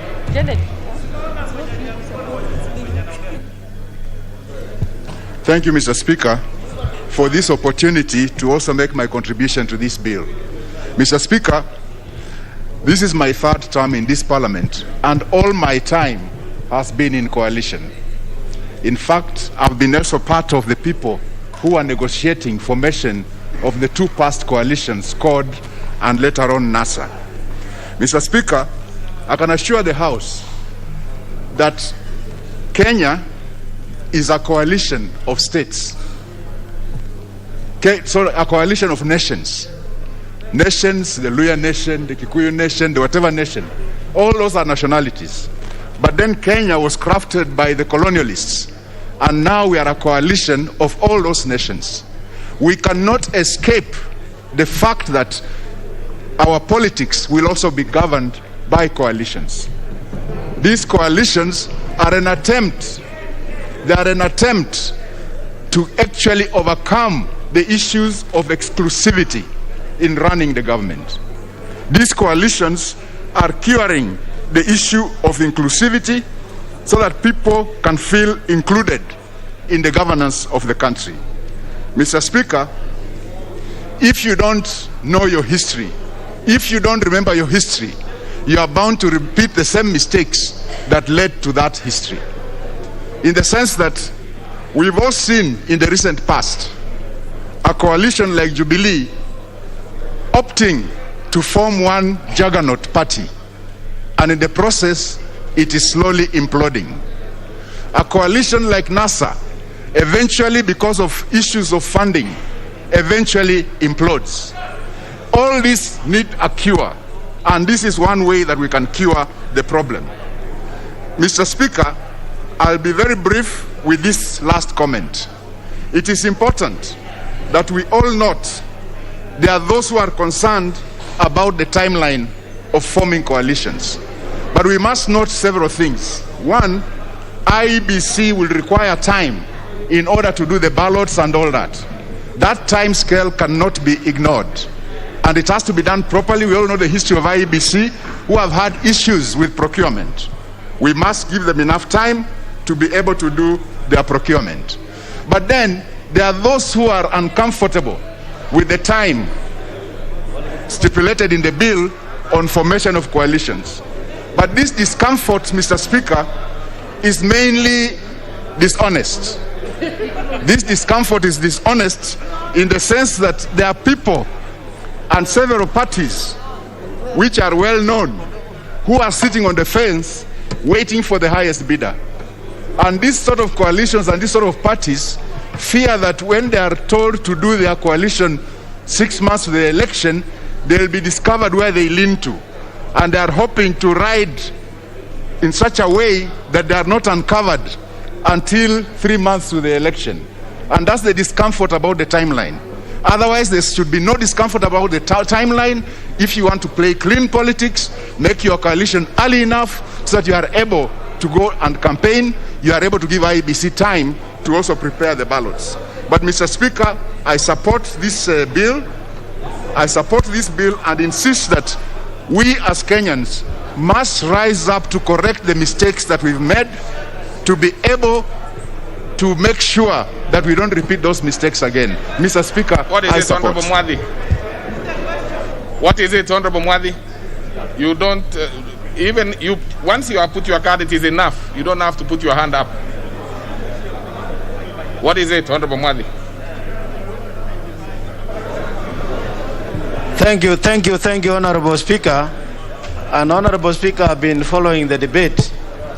You have listened to the merits and demerits as articulated by those who have debated before. But at this point, Honorable Speaker, rising under Order 95, to ask that the mover be called upon to reply so that we can deal with the matters later.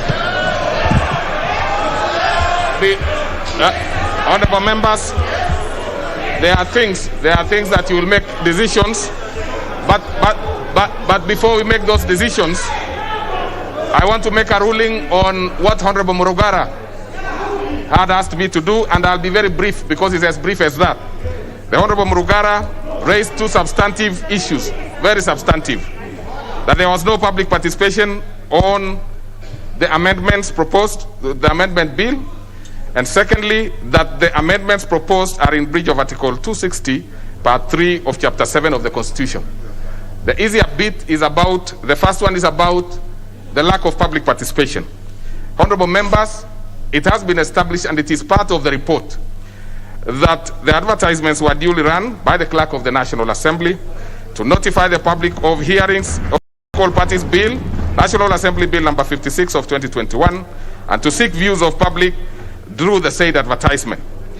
I am aware that several groups appeared before the committee, and the matter of public participation is therefore settled. You remember yesterday, honorable members, the matter was brought to today because yesterday was the deadline at 5. So the issue of public participation is settled. On Article 260, Part 3, Chapter 7 of the Constitution, is plainly providing for scope and requirement for political parties under Article 91 and 92 in generality. This House, therefore, insists to this particular important matter, and you will have your way to decide one way or the other. Apart from defining the political party, which is clearly not defined in the Constitution, the amendment proposes to deal with many other important issues, which will be up to you, honorable members, to make that particular decision. So, honorable members, then I propose to the second issue as to whether you would want the mover to be called to reply as proposed by Honorable Mwadhi. Will as many as of that opinion say aye? Aye. Many as of a contrary opinion say nay? Nay. The ayes have it.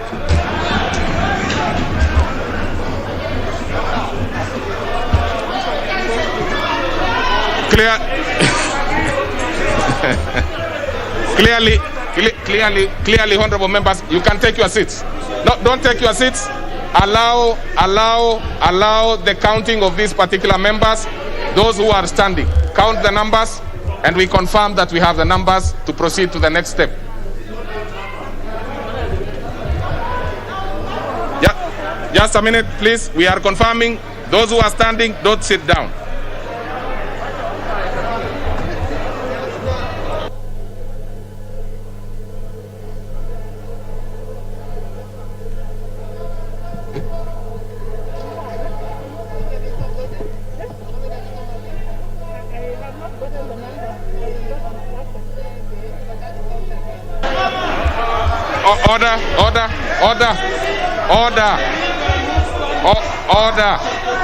Order.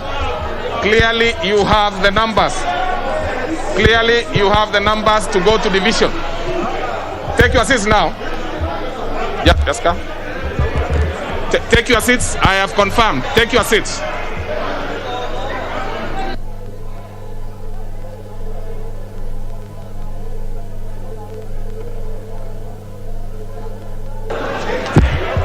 Order. Now, honorable members, you can take your seats. Clearly, you have the numbers. So, I take your seats because I want to order the division bell for you to make the decision one way or the other. Division bell for 10 minutes.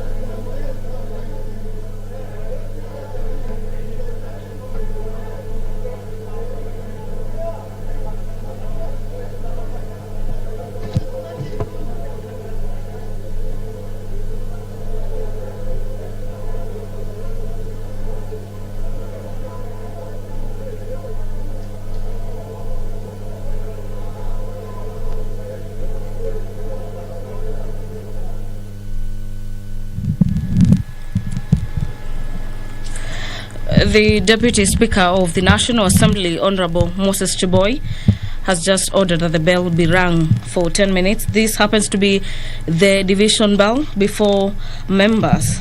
He says that the House has the requisite numbers to vote on the House proceeding to debate on that particular bill. There has been a number of issues raised by members on the floor of the House, some in support of that particular bill and others opposing the bill. In his latest ruling, the Deputy Speaker of the National Assembly, Honorable Moses Cheboy, says the Political Parties Amendment Bill 2021 indeed underwent public participation and is also appropriately before the floor of the House.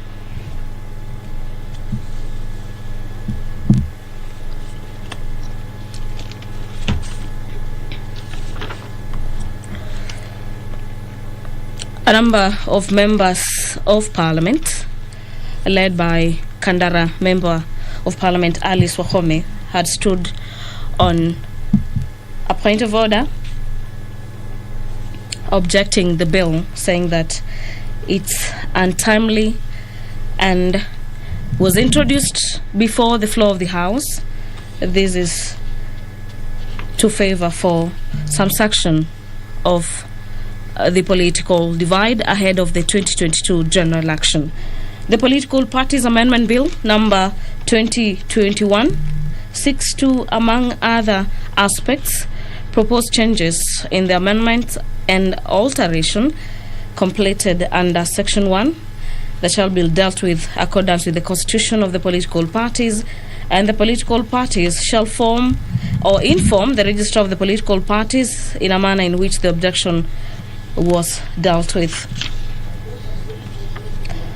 The division bell on the floor of the House continues to ring to allow for more members to access the chamber before members proceed at the division stage to vote on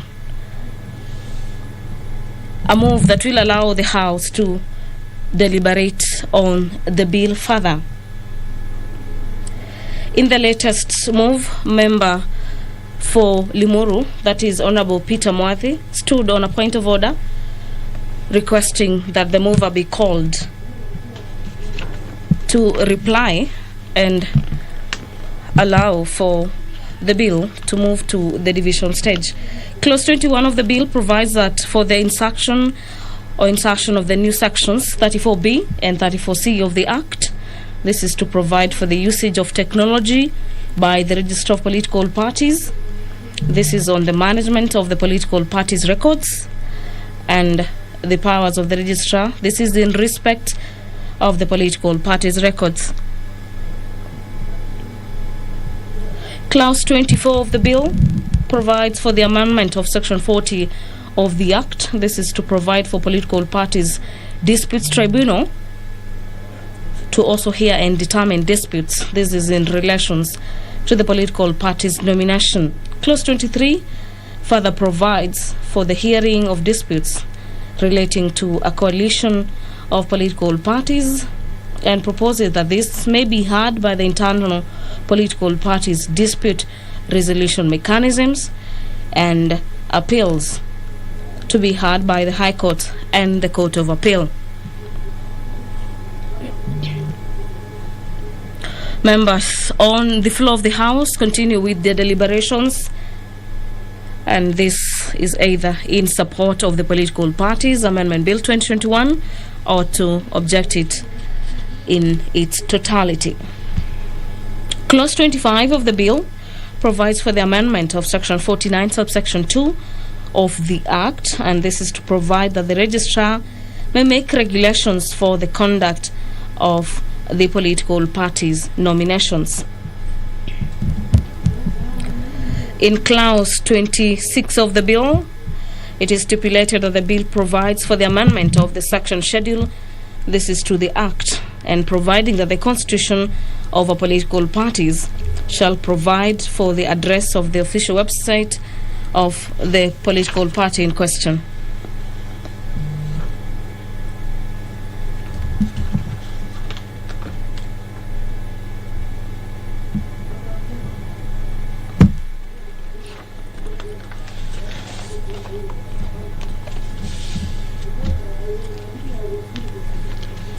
This being Bill number 56 of 2021, originating from the National Assembly, also concerns county governments. This is in terms of Article 110, subsection 1A of the Constitution, as it contains the provisions that affect the functions and the powers of county governments as set in the 4th schedule to the Constitution.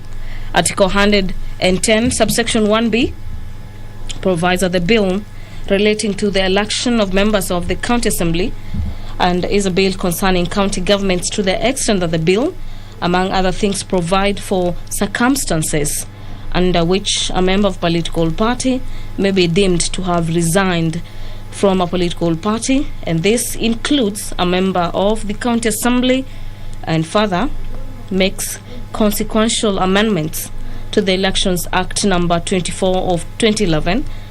And the bill is also a bill concerning county governments within the meaning of Article 110, subsection 1A of the Constitution. The bill by the Leader of Majority, Honorable Amos Kimunya, is an enactment of the bill and shall not occasion additional expenditure of the public funds.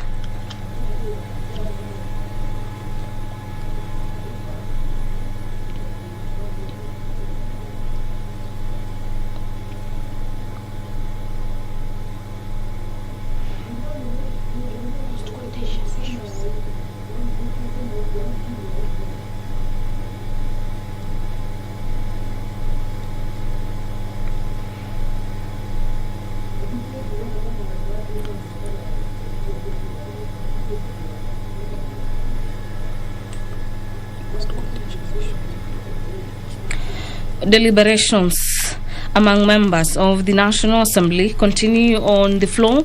This is into the 10 minutes that the Deputy Speaker of the National Assembly had ordered that the bill be run for the 10 minutes. And among the contentious issues in the bill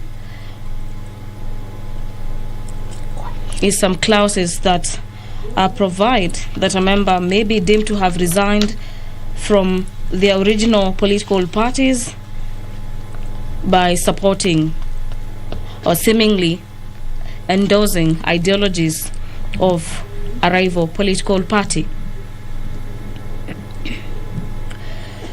Members objecting to some of the provisions, among them members being expelled from political parties. And the bill provides that if the member has infringed the constitution of the political parties, a member shall be afforded a fair opportunity to be heard, and this is in regards or in accordance with the internal political parties' dispute resolution mechanisms. Some of the proposals in the bill includes, among other aspects, is that a coalition of a political party must be registered by the registrar as a political party, and that a coalition political party shall submit the political agreement at least 6 months before a general election.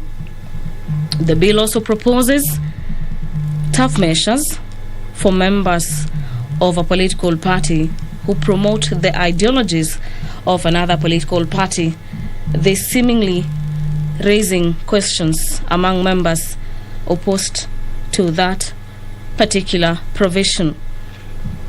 According to the bill, the political parties' funds shall be distributed among the political parties in the proportion of 70%, 15% for special interest groups, and 10% for representatives with special needs.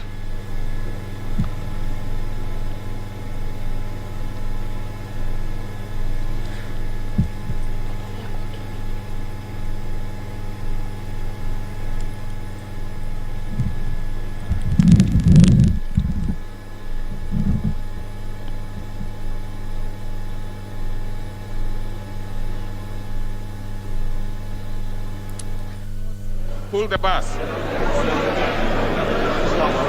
Allow him. Okay. We don't want any member to... Let me ask them. Okay.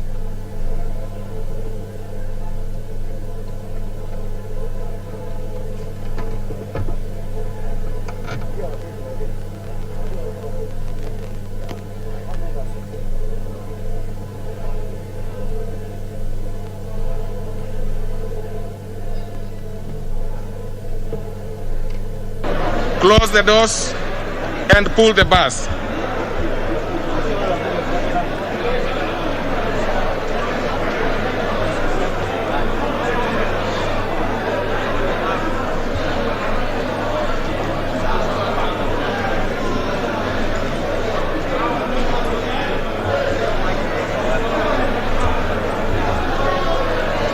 Close now all the doors, including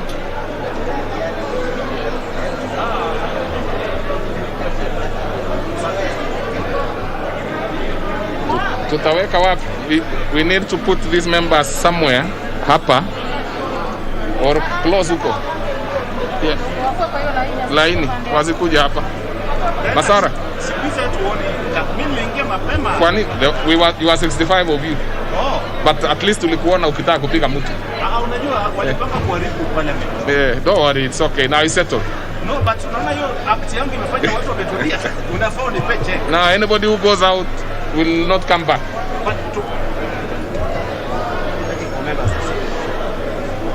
Now members, take your seats because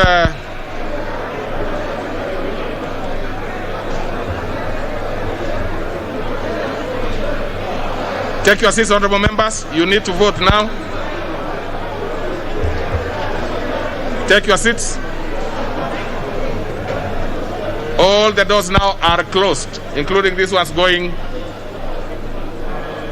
to the small chambers back behind here.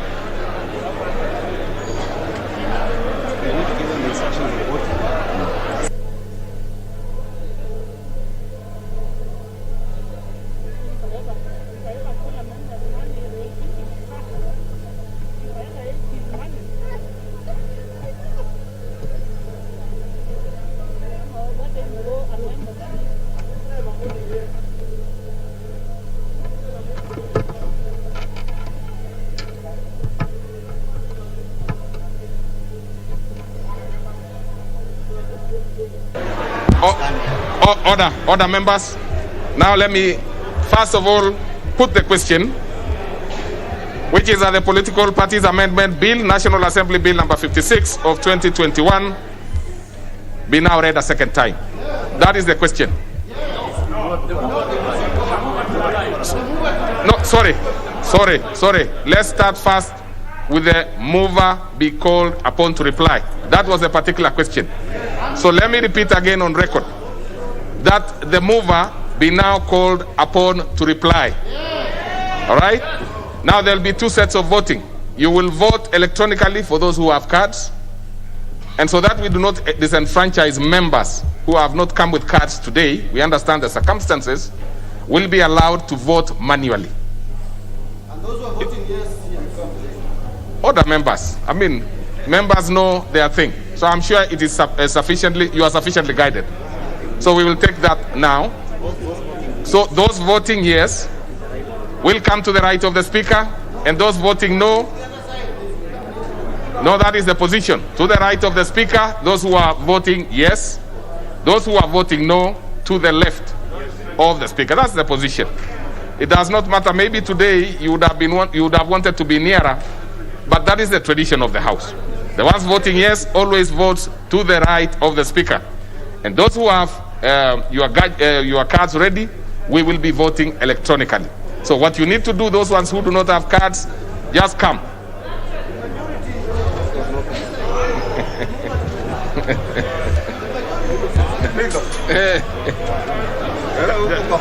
Just a minute. Next steps. What's the next step? What's the next step? To remove the cards.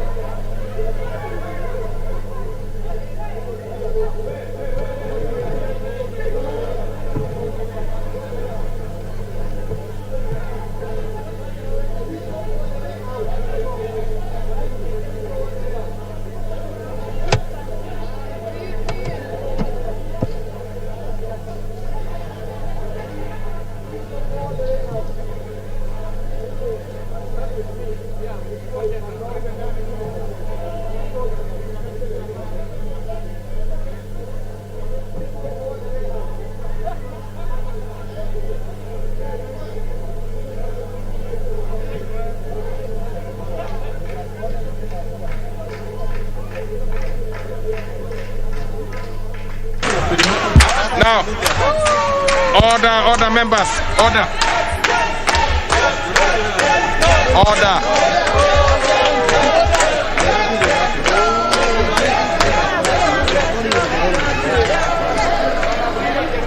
Honorable Nasir, put on your mask properly. Now, members, remove your cards. Remove your cards. Log out, honorable members. Those who have cards, log out fast. Yeah?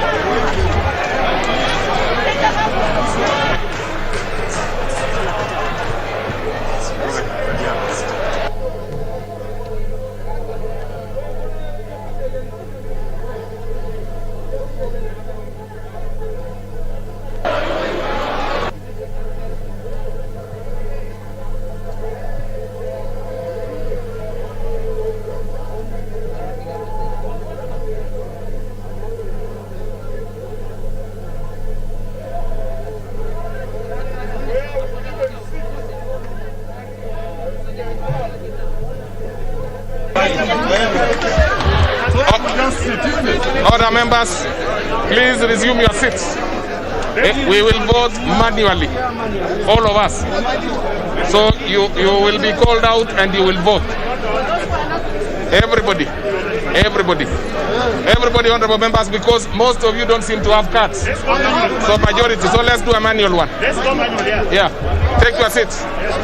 Take your seats.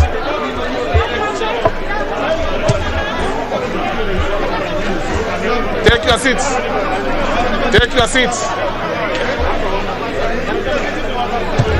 We are going to start immediately. So let's have the register quickly.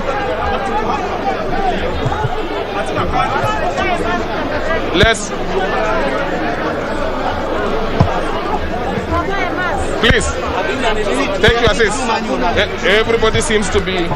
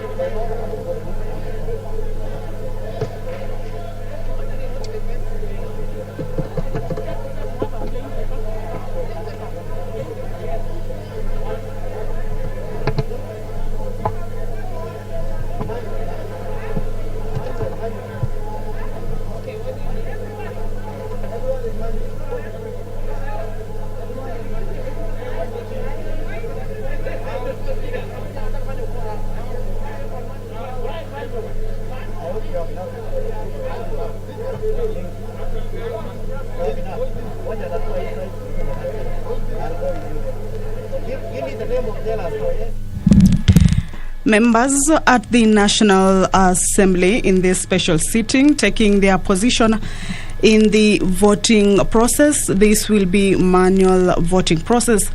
The Deputy Speaker of the National Assembly, Honorable Moses Cheboy, has just directed that members put themselves in order to enable them participate in this manual voting. This is in accordance to the question that has been put, that the mover of the bill be called to reply, and this will require the two sides to declare their positions, whether they are objecting to that particular move or they would like the mover of the bill to be called to reply. This is a special sitting, and this morning the members began debating on the Political Parties Amendment Bill 2021. That is the only bill in the order paper this morning. It is a bill that has elicited varied reactions from the members and factions of political parties, raising issues on a number of the clauses in the bill, among them the formation of coalitions and the political parties,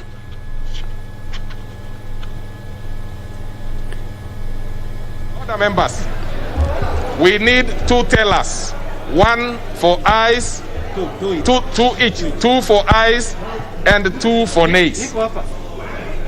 And clearly, we just hold on. And all the members who will be voting aye will be to the right of the speaker, and then they will come and have their names recorded there. Those ones who will be voting nay will be to the left. And then they will also record their names very clearly, because maybe 70% of the members do not have. So we'll have 2 tellers. No.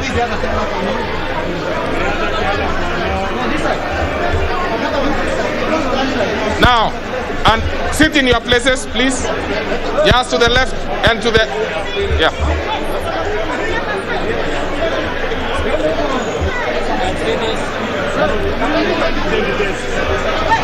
Mr. Speaker, we don't do.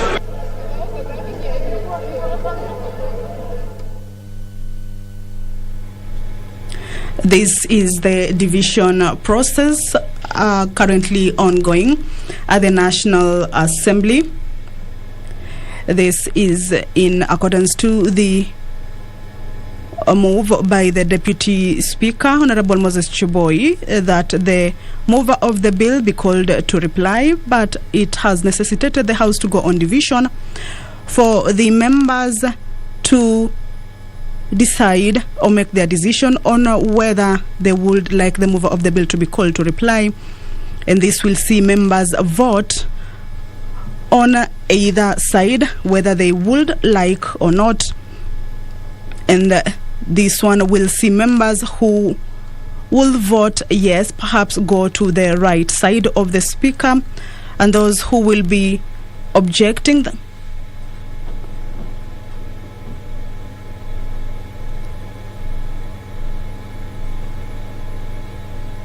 those who will be objecting to that particular move, then they will be moving to the left side of the speaker and record their names.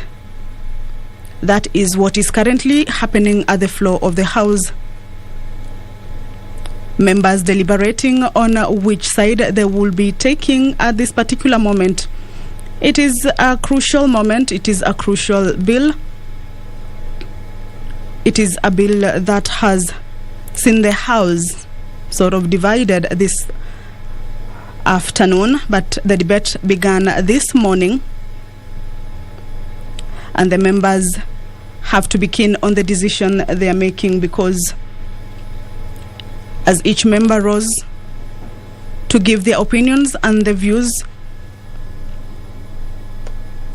then each and every individual had their own opinions on this particular bill, those in support and those who are objecting it in totality. So here it can be called a game of numbers, because again there are 2 sides, those who are supporting it and those who are saying that it does not conform to the Constitution.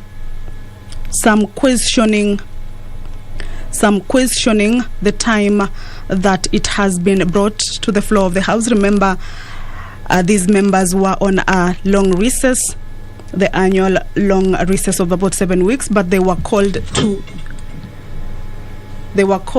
to this particular special sitting just to enable this particular bill be debated on. It is supposed to be ready or passed in a period of about 6 months to the general elections. So like I told you earlier on, it's a game of numbers that political factions have to lobby for their members to make a wise decision for the two sides to get the numbers, the requisite number that is needed for the bill to go to the next stage. It is a crucial moment.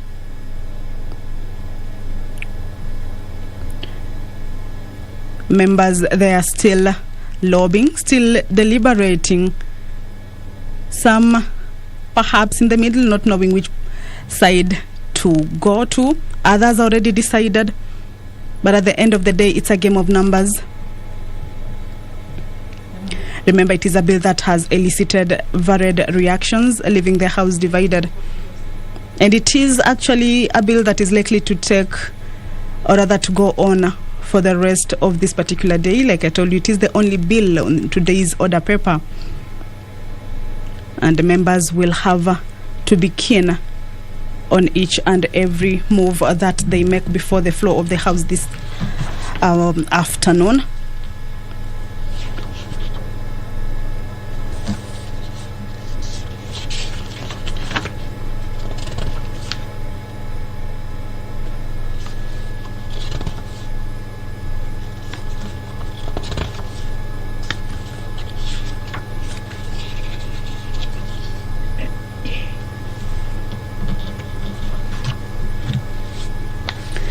Some of the issues that members who stood to give out their views on the bill this morning all the way to the afternoon hours is on the issue of coalitions. Again, the issue of formation of political parties.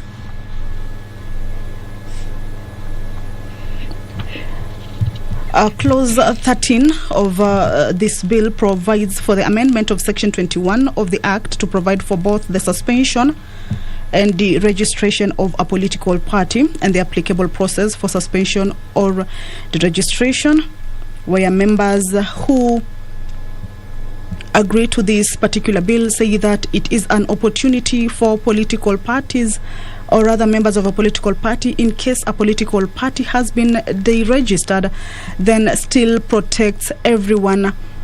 This is in contrary to what the Political Act of 2011 said, and they were saying that this particular bill, especially this particular clause, allows for members of a political party to benefit or to get to be protected in case a political party is deregistered.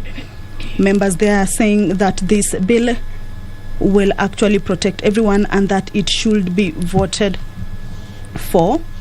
Clause 14 of the bill provides for the amendment of Section 22 of the Act to provide for the continued holding of an office established under the Constitution by a person elected to that office after the deregistration of the political party to which that person belongs, whether or not the person joins another political party or remains independent of any political party.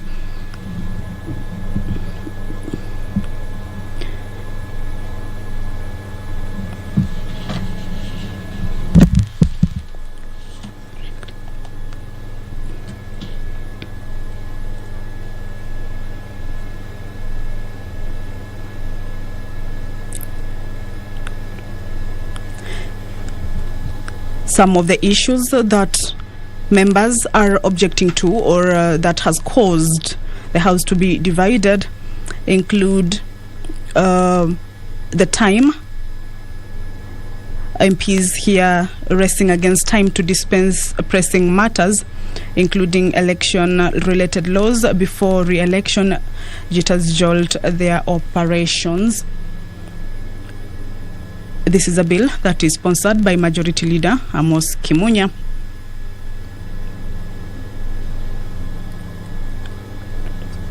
The bill seeks to reintroduce coalition political parties where constituent parties retain identity but form a coalition party, as opposed to the current situation. It also seeks to replace political party with coalition of political parties. The bill provides that in case of a coalition political party, the coalition agreement must be submitted at least 6 months to an election. The coalition party will be registered in the office of the registrar of political parties. This is according to the proposed law. It also provides that a person may be expelled from a political party if he or she contravenes any provisions of the constitution of a political party, in this case prohibiting party hopping, which is a situation that has been seen happening in the country with regards to political parties and party hopping.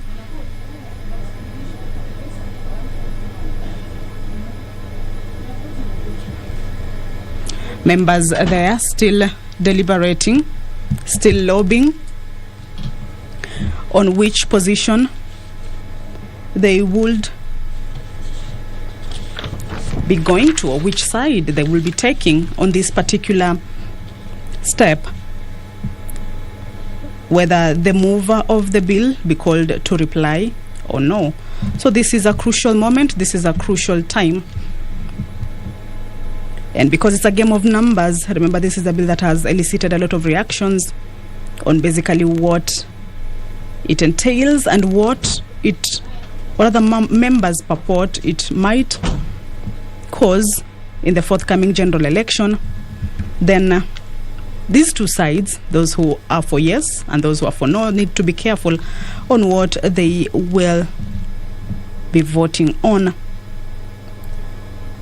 A recap on the 27 clauses that this bill has is that Clause 2 of the bill proposes to amend the Act by replacing the definition of political party, which again, this is an issue that members who rose on the floor of the House took an issue with. Some saying that the definition of a political party cannot be changed, but the bill proposes that the definition of political party be replaced with a new definition, and to insert new definitions of coalition political party, direct party nomination, indirect party nomination, and statement of ideology that are consistent with other proposed amendments to the Act contained in the bill. Clause 3 of the bill proposes to insert a new section on the roles or functions of a political party, including recruitment and enlistment of members, nomination of candidates for elections, promotion of representation in Parliament and County Assembly of special interest groups, promotion and enhancement of national unity, mobilization of citizens in political decision-making, solicitation and articulation of public policy priorities, and shaping and influencing public policy. This clause also proposes to insert a new section to provide for the reservation of a name, slogan, and symbol by a political party for 90 days. Clause 4 of this bill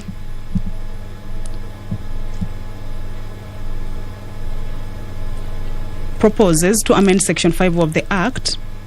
This is the 2011 Act, to provide that an application for the provisional registration of a political party shall be done after the reservation of a name, symbol, and slogan, and the lapsing of the reservation of the application is not done within 90 days of the reservation of the name, symbol, and slogan.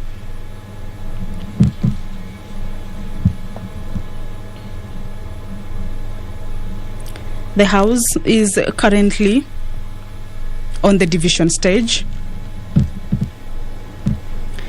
Currently in the chambers, members are enlisting themselves on either yes or no side to allow the bill move to the next stage or be halted, belled temporarily. Remember, the Deputy Speaker of the National Assembly, Honorable Moses Cheboy, put the question on whether the mover of the bill be called to reply. But this is a crucial stage. This is a crucial bill that has necessitated members to take a vote on this. This is manual voting. Those who are for yes to move to the right side of the speaker, and those who are for no to move to the left side of the speaker. But lobbying is currently still going on. This is a stage where the House requires a simple majority,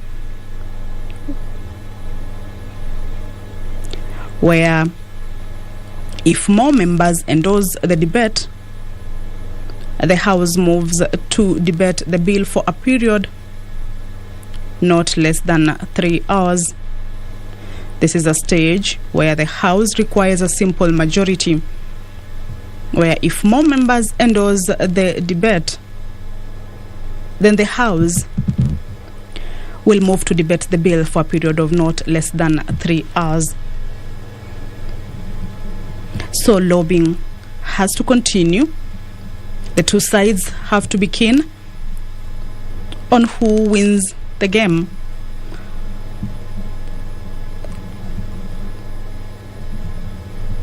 This bill is the only business of the day for members of the National Assembly on this day of 22nd December of 2021. It is the second day of these special sittings that were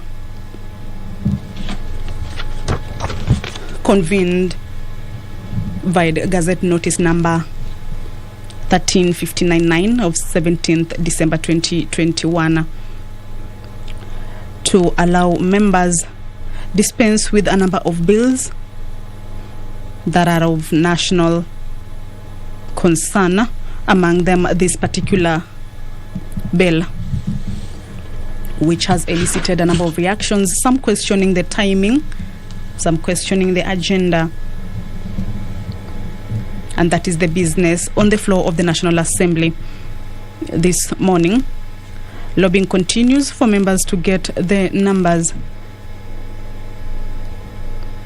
for those who will vote for yes for the debate to continue and the bill to go for the next stage, or for the bill to be halted, though temporarily. This is a bill that needs to be passed 6 months before the next general election. It is still on the second reading stage, and the mover is yet to be called to reply. Now this will depend on whether those for yes will get the numbers or those for no will get the numbers.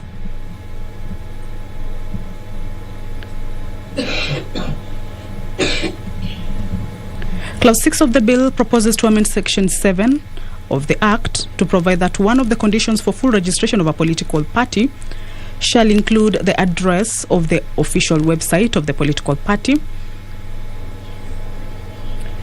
and also to provide for the procedure to be followed for the registration of a coalition political party.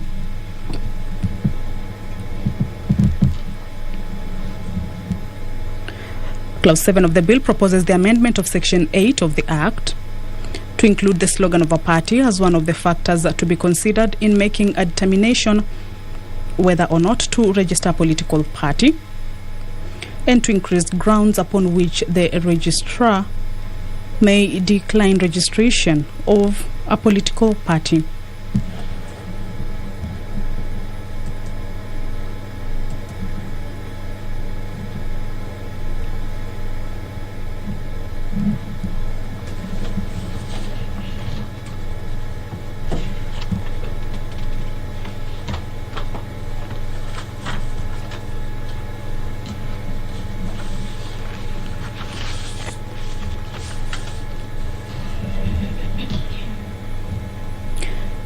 Lobbying continues.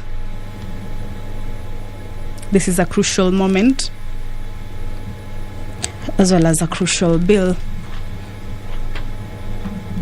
for the country, but the House is divided, and each stage matters for this particular bill.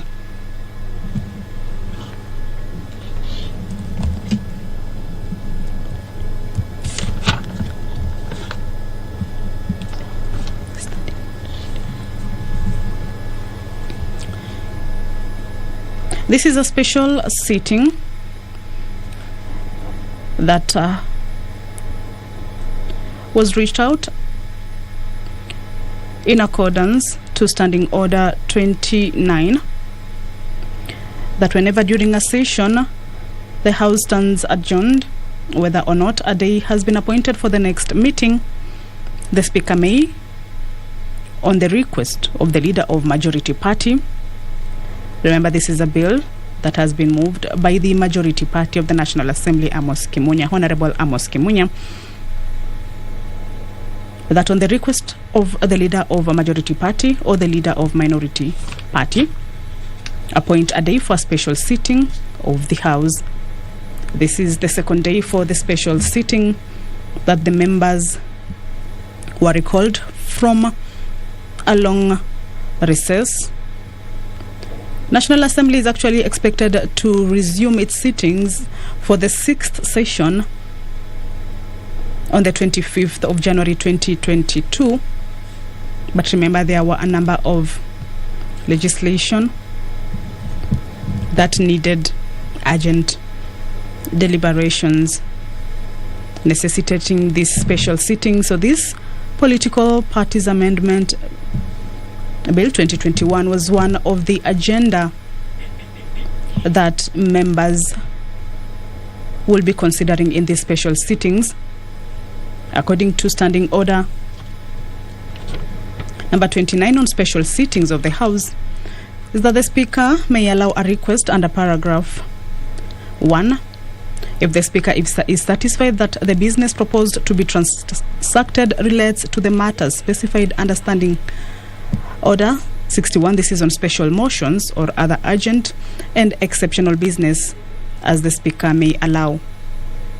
The Speaker shall, by notice in the Gazette, notify the members of the place, date, and time appointed for the special sitting of the House.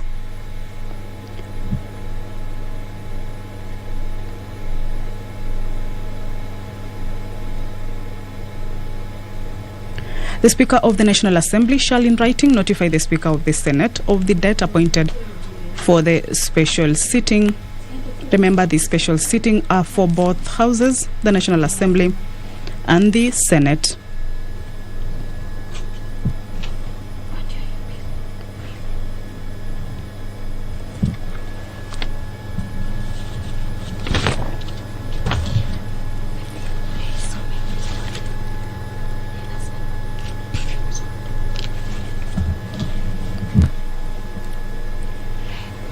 Clause 9 of the bill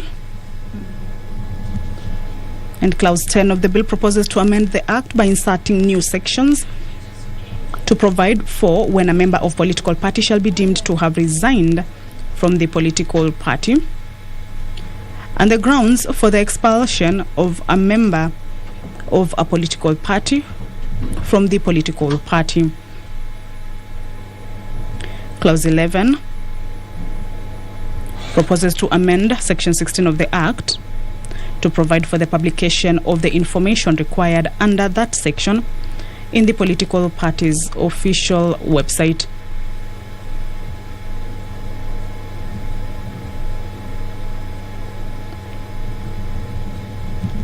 Members are still deliberating on what exactly or which side they will be taking. It is about a few minutes to 1, and the Deputy Speaker of the National Assembly will be directing on the next step. But this is a crucial stage. It is the division stage that requires members to decide on whether the mover of the bill be called to reply. The bill is still on the second stage, and the outcome of this particular division then will determine the next stage on which this particular bill will take. But again, remember, this is a crucial bill. This is a bill that has elicited reactions and thereby requires the numbers of each particular faction, those who are against it and those who are in agreement with it. Clause 12 of the bill proposes to amend Section 20 of the Act to provide that the notification of proposed changes or alterations to the constitution of a political party shall be made in one newspaper with a nationwide circulation instead of two newspapers and in the official website of the political party. Clause 13 of the bill provides for the amendment of Section 21 of the Act to provide for both the suspension and deregistration of a political party and the applicable process for suspension of deregistration. And this is one of the clauses that those who are for this bill were saying it will actually be protecting everyone in a political party should the party be deregistered, unlike before where some political members were left out.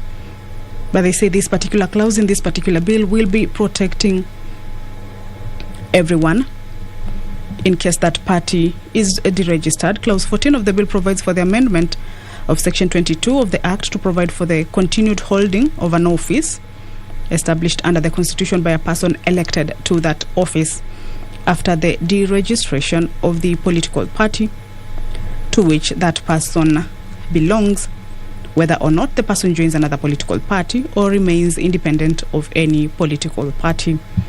So these are some of the positives that those who are for this bill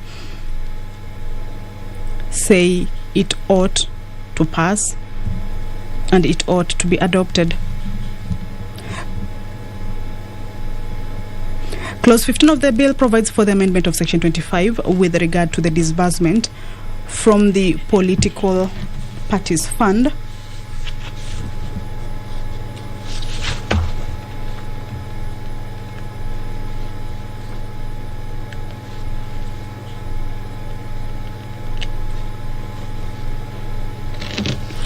which says 70% of the fund proportionately be distributed by reference to the total number of votes secured by each political party in the preceding general election. 15% of the fund proportionately to political parties based on the number of candidates of the political party from special interest groups elected in the preceding general election, and that 10% of the fund proportionately to political parties based on the total number of representatives from the political party elected in the preceding general election, and then 5% for the administration expenses of the fund. The funds for a political party is yet another element that those who are for this particular bill say it will be addressing some of the issues that have been experienced before by political parties who were in coalitions on matters of distribution of funds.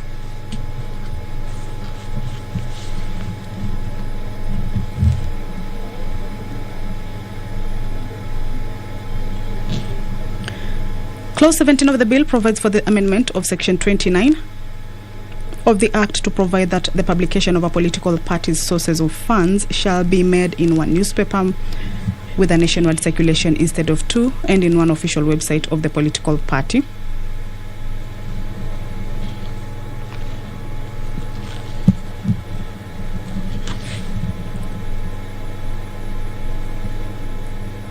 Members are yet to give the direction on what or which side they are on. Division is what is currently happening on the floor of the House at this moment. A question had been put on whether the mover of the bill be called to reply, but this being a crucial bill, it has necessitated for members to vote on it and take a manual vote.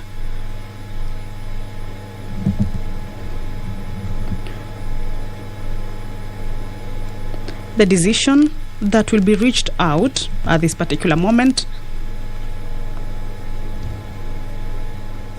will define the next stage that this bill will take. Clause 20 of the bill proposes to amend Section 34 of the bill to provide for an additional function of the registrar, which shall be keeping and maintaining a register of members of political parties, the certification that independent candidates in an election are not members of political parties, certification that symbols intended to be used by independent candidates in an election are not similar to symbols of registered political parties, certification that names appearing in a party list presented by a political party during an election are the names of members of the political party presenting the party list.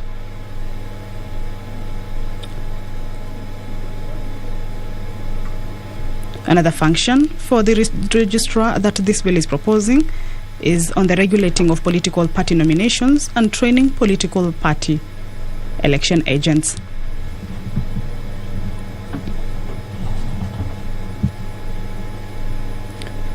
The Political Parties Amendment Bill 2021 is the only business in the order paper for the morning session on this special sitting, and members in the early morning hours debated on it, ventilated on it. It is still on the second stage.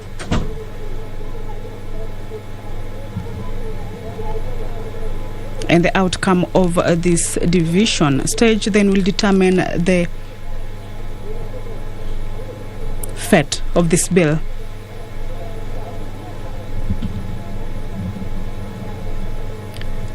Clause 21 of the bill provides for the insertion of new sections, that is 34B and 34C in the Act, to provide for the use of technology by the registrar on the management of political party records and the powers of the registrar in respect of political parties' records.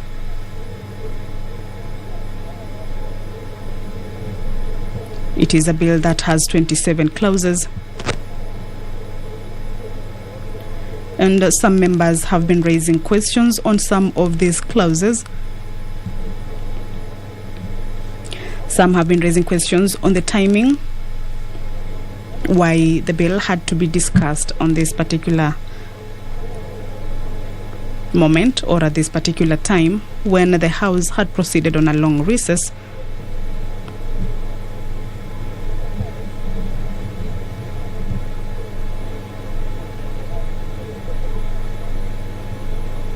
It is a bill that has been moved by the Leader of Majority, Honorable Amos Kimunya.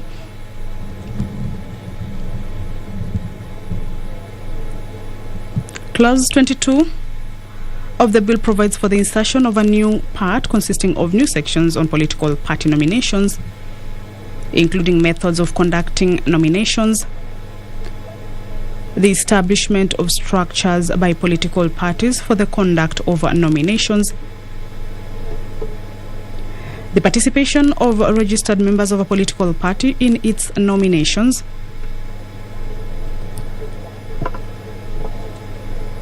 the accessing of the register of members of the political party during the political party's nominations, the procedure for the conduct of direct and indirect party nominations, the vetting of candidates contesting party nominations, and the period within which political party nominations disputes should be resolved by the political party.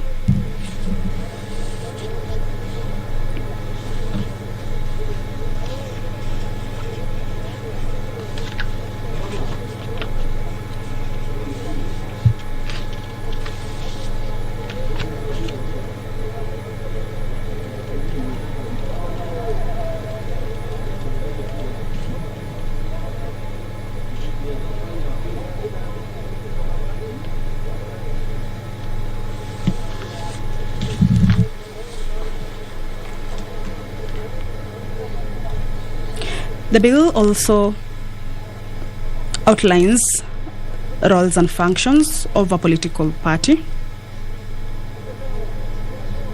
that a political party may recruit and enlist members, nominate candidates for elections, promote representation in Parliament and county assemblies of women, persons with disabilities, youth, ethnic and other minorities and marginalized communities. Sensitize the public on the functioning of the political and electoral system. Promote and enhance national unity. Mobilize citizens into participating in political decisions, as well as solicit and articulate public policy priorities as identified by its members and shape and influence a public policy. This is a special sitting of the bicameral parliament. This is at the National Assembly that was convened via Gazette Notice number 13-599 of 17th December 2021. What is currently happening on the floor of the House is the division stage. Members to decide on whether the move of the bill be called to reply or not. So members continue enlisting themselves accordingly, either in support or in objection to the commencement of a debate on political parties amendment bill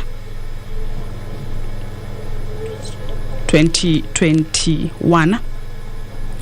Normally the House rises by 1 p.m., but it's now 9 minutes past 1 p.m.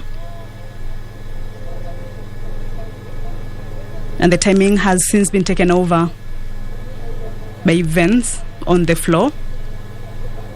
Upon conclusion of the exercise, Deputy Speaker, Honorable Moses Cheboy, is expected to issue directives ahead of the afternoon sitting. Remember, this is the only bill in the order paper that has been for the morning session in this special sitting. And normally, during House business, the House rises by 1 p.m. But as you can see, members continue to enlist themselves accordingly, either in support or objection to the commencement of a debate on Political Parties Amendment Bill 2021. So upon conclusion of the exercise, then Deputy Speaker, Honorable Moses Cheboy, is expected to issue directives ahead of the afternoon sitting.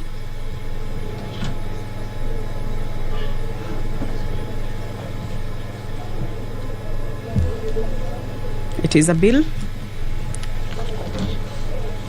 that has gotten the House divided as it elicits varied reactions, mostly on the formation of coalitions, the timing of the bill, the political parties, the definition of a political party with something that the name cannot be changed, or the definition of a political party cannot be changed.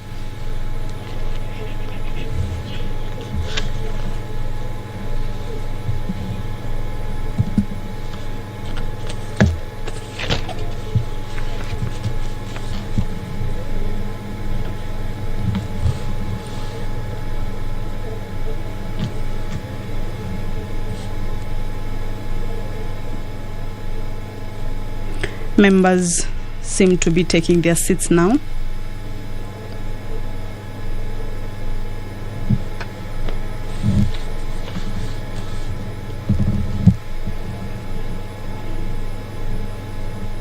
Earlier on, they were all over the floor of the House. But right now, most of them seem to have made a decision.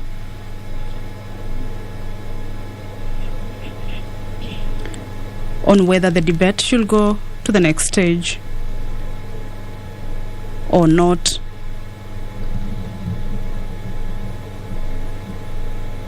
Clause 23 of the bill provides for the amendment of Section 40 of the Act to provide that the Political Parties Disputes Tribunal shall also hear and determine disputes relating to political party nominations. This particular clause also provides for the hearing of disputes relating to coalition political parties to be heard by the internal political party dispute resolution mechanism,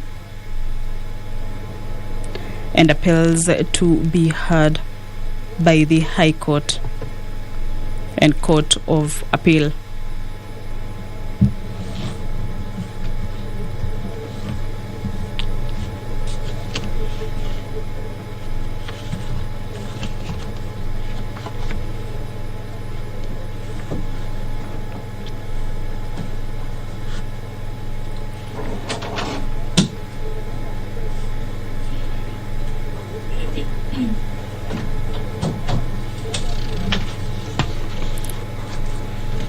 This is a special sitting of the National Assembly on this day of 22nd December 2021, and the business on the floor of the House is the debate on the Political Parties Amendment Bill 2021, which commenced this morning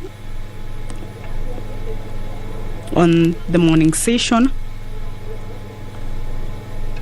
and it is the bill that was, or rather the only bill that was on the order paper for the morning session, and it is likely to take the better part of the afternoon of today's afternoon session, because this bill is still on the second stage.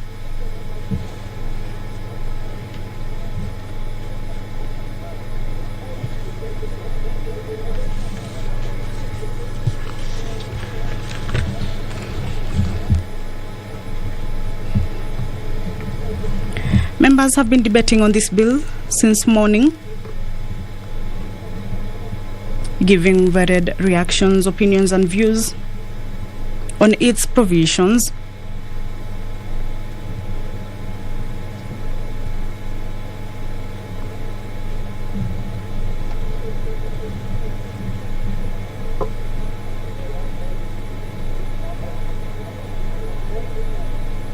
The bill says a person may be expelled from a political party if that person contravenes any of the provisions of the constitution of the political party. A political party shall, before expelling a member under Section 1, accord such a member a fair opportunity to be heard in accordance with the internal party disputes resolution mechanism prescribed in the constitution of the political party. This one is in line to expulsion of a member from a political party.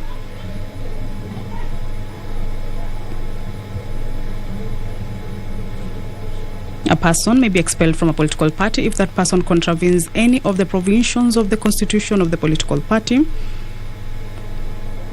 and before being expelled, the political party shall accord such a member fair opportunity to be heard in accordance with the internal party disputes resolution mechanism prescribed in the constitution of the political party.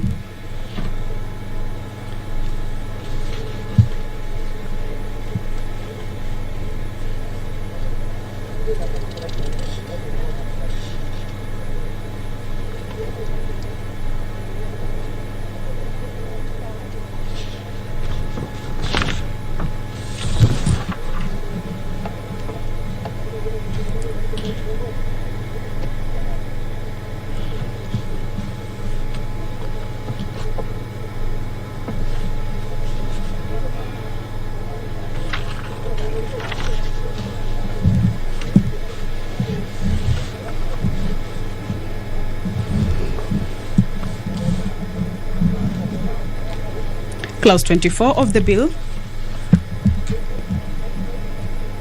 provides for the amendment of Section 45 of the Act to provide that the enlistment of a person as a member of a political party without the person's consent shall be an offence. That the enlistment of a person as a member of a political party without that person's consent shall be an offence.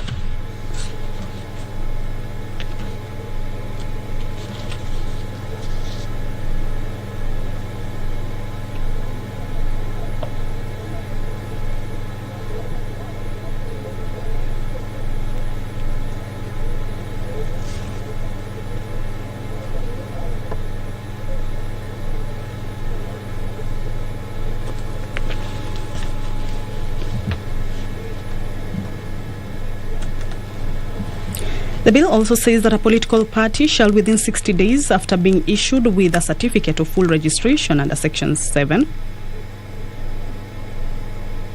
submit to the registrar a written declaration giving details of all assets and expenditure, including all contributions, donations, or pledges of contributions or donations, whether in cash or in kind, made or to be made to the initial assets of the political party by its founding members in respect of the first year of its existence.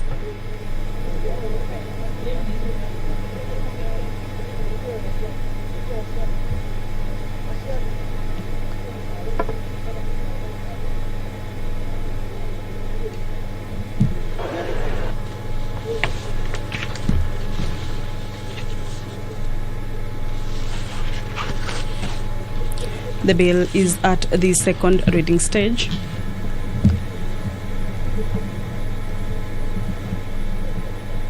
And members have been enlisting themselves on either of the two sides that are available, either yes or no, and will determine on the next stage of this bill those who are for that the debate to continue on this particular bill,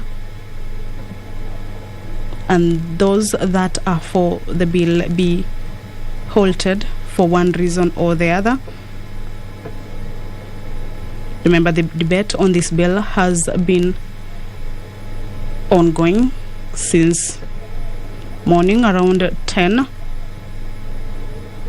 where the House commenced its business of the day on this second day of the special sitting.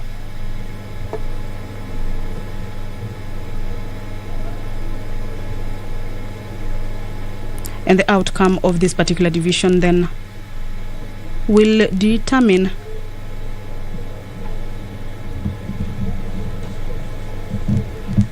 whether the bill will proceed for the second stage or will be halted. Clause 26 of the bill provides for the amendment of the second schedule to the Act to provide that the constitution of a political party shall provide for the address of the official website of the political party. Some of the clauses on this bill seem to be rather okay with the members, but a number of the clauses have been questioned, and that is what some of the members are against. For order members, now you can order members take your seats. Order Honorable Gladys Wanga is now calling the House to order. Order Honorable Sankok, you can now take your seat somewhere. What has been happening? Let me give you opportunity to take your seat, at least for you, Honorable Sankok. Sit somewhere. Okay. Then you freeze. So, honorable members, we have the results, and of course we expect the tellers to report in the usual manner, and then I'll make a brief communication on way forward in terms of many things that either are going to be done or not going to be done today. So let's have the reporting first, then I make a brief, and then we make a decision. Let's have the reporting first.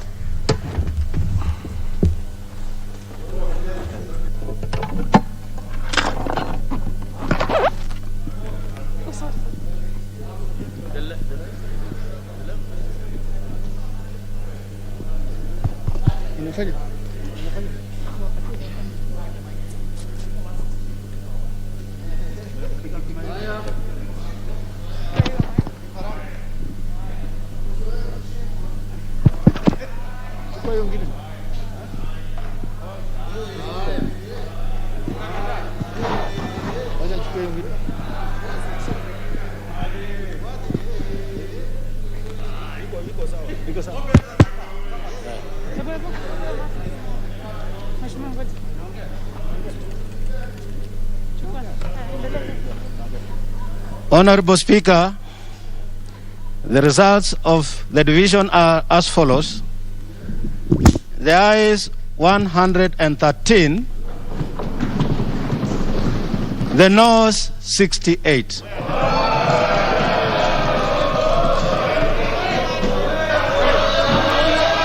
Let's have the results.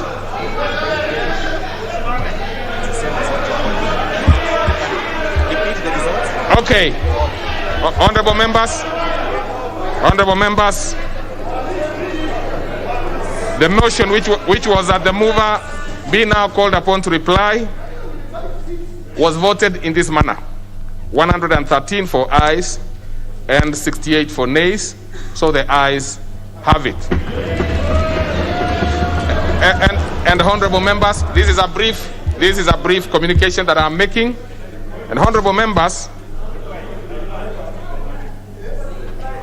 well, we will, you obviously will, in fact, you will reply after I make this communication. It is important. It is important. So this is the communication. Now that we have concluded the division exercise and the mover will be called to reply immediately after this communication, I wish to give the guidance before putting the question on second reading later. The following members had filed amendments to the said bill by close of business yesterday. The Chairperson, Departmental Committee on Justice and Legal Affairs, the Honorable Savula, Honorable Kimani Ishungwa, the Honorable Caleb Kositany, the Honorable Daniel Tuitoik, Honorable John Kiarie, Honorable Alice Wahome, Honorable Aden Duale, Honorable Godfrey Ososi, Honorable Owen Bayer, Honorable Silvana Zosoro, Honorable and Honorable Didimas Barasa. Given the short notice between the filing of the amendments and the publication of the order paper, some of the amendments were not included in the published order paper. Subsequently, additional amendments have been filed today by at least 4 additional members.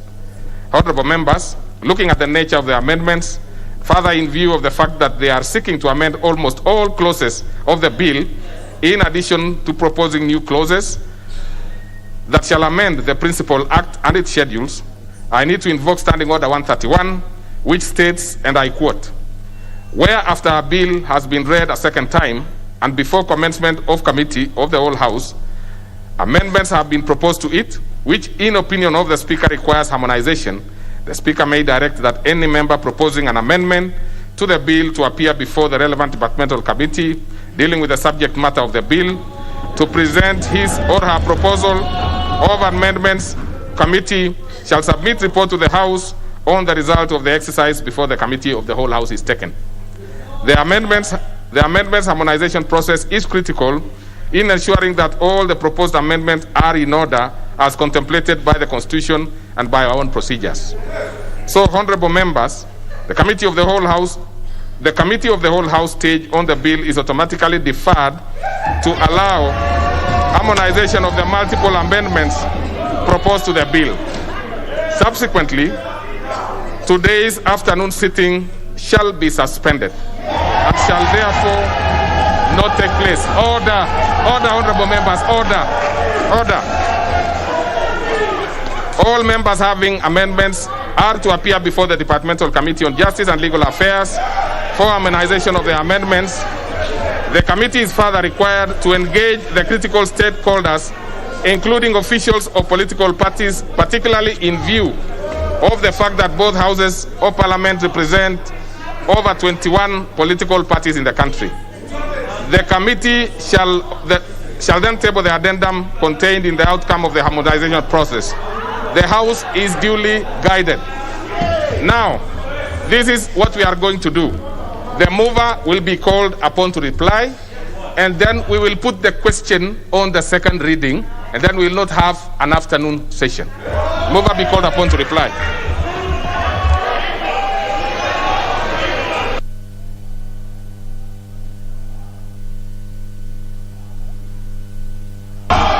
Order, members. Order.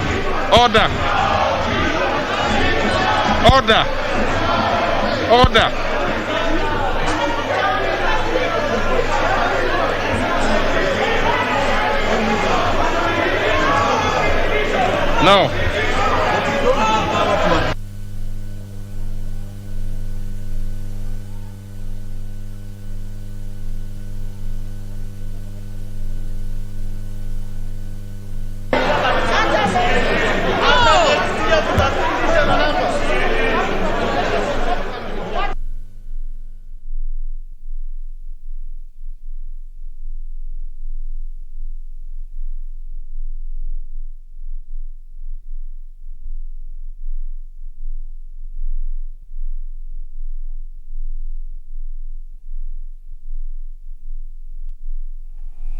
Well, that is the National Assembly, where the Deputy Speaker of the National Assembly, Moses Cheboy, has just given a directive of suspension of the afternoon session of the National Assembly to give way for the members who have amendments on that particular bill, the Political Parties Amendment Bill of 2021, to ensure that those amendments are harmonized.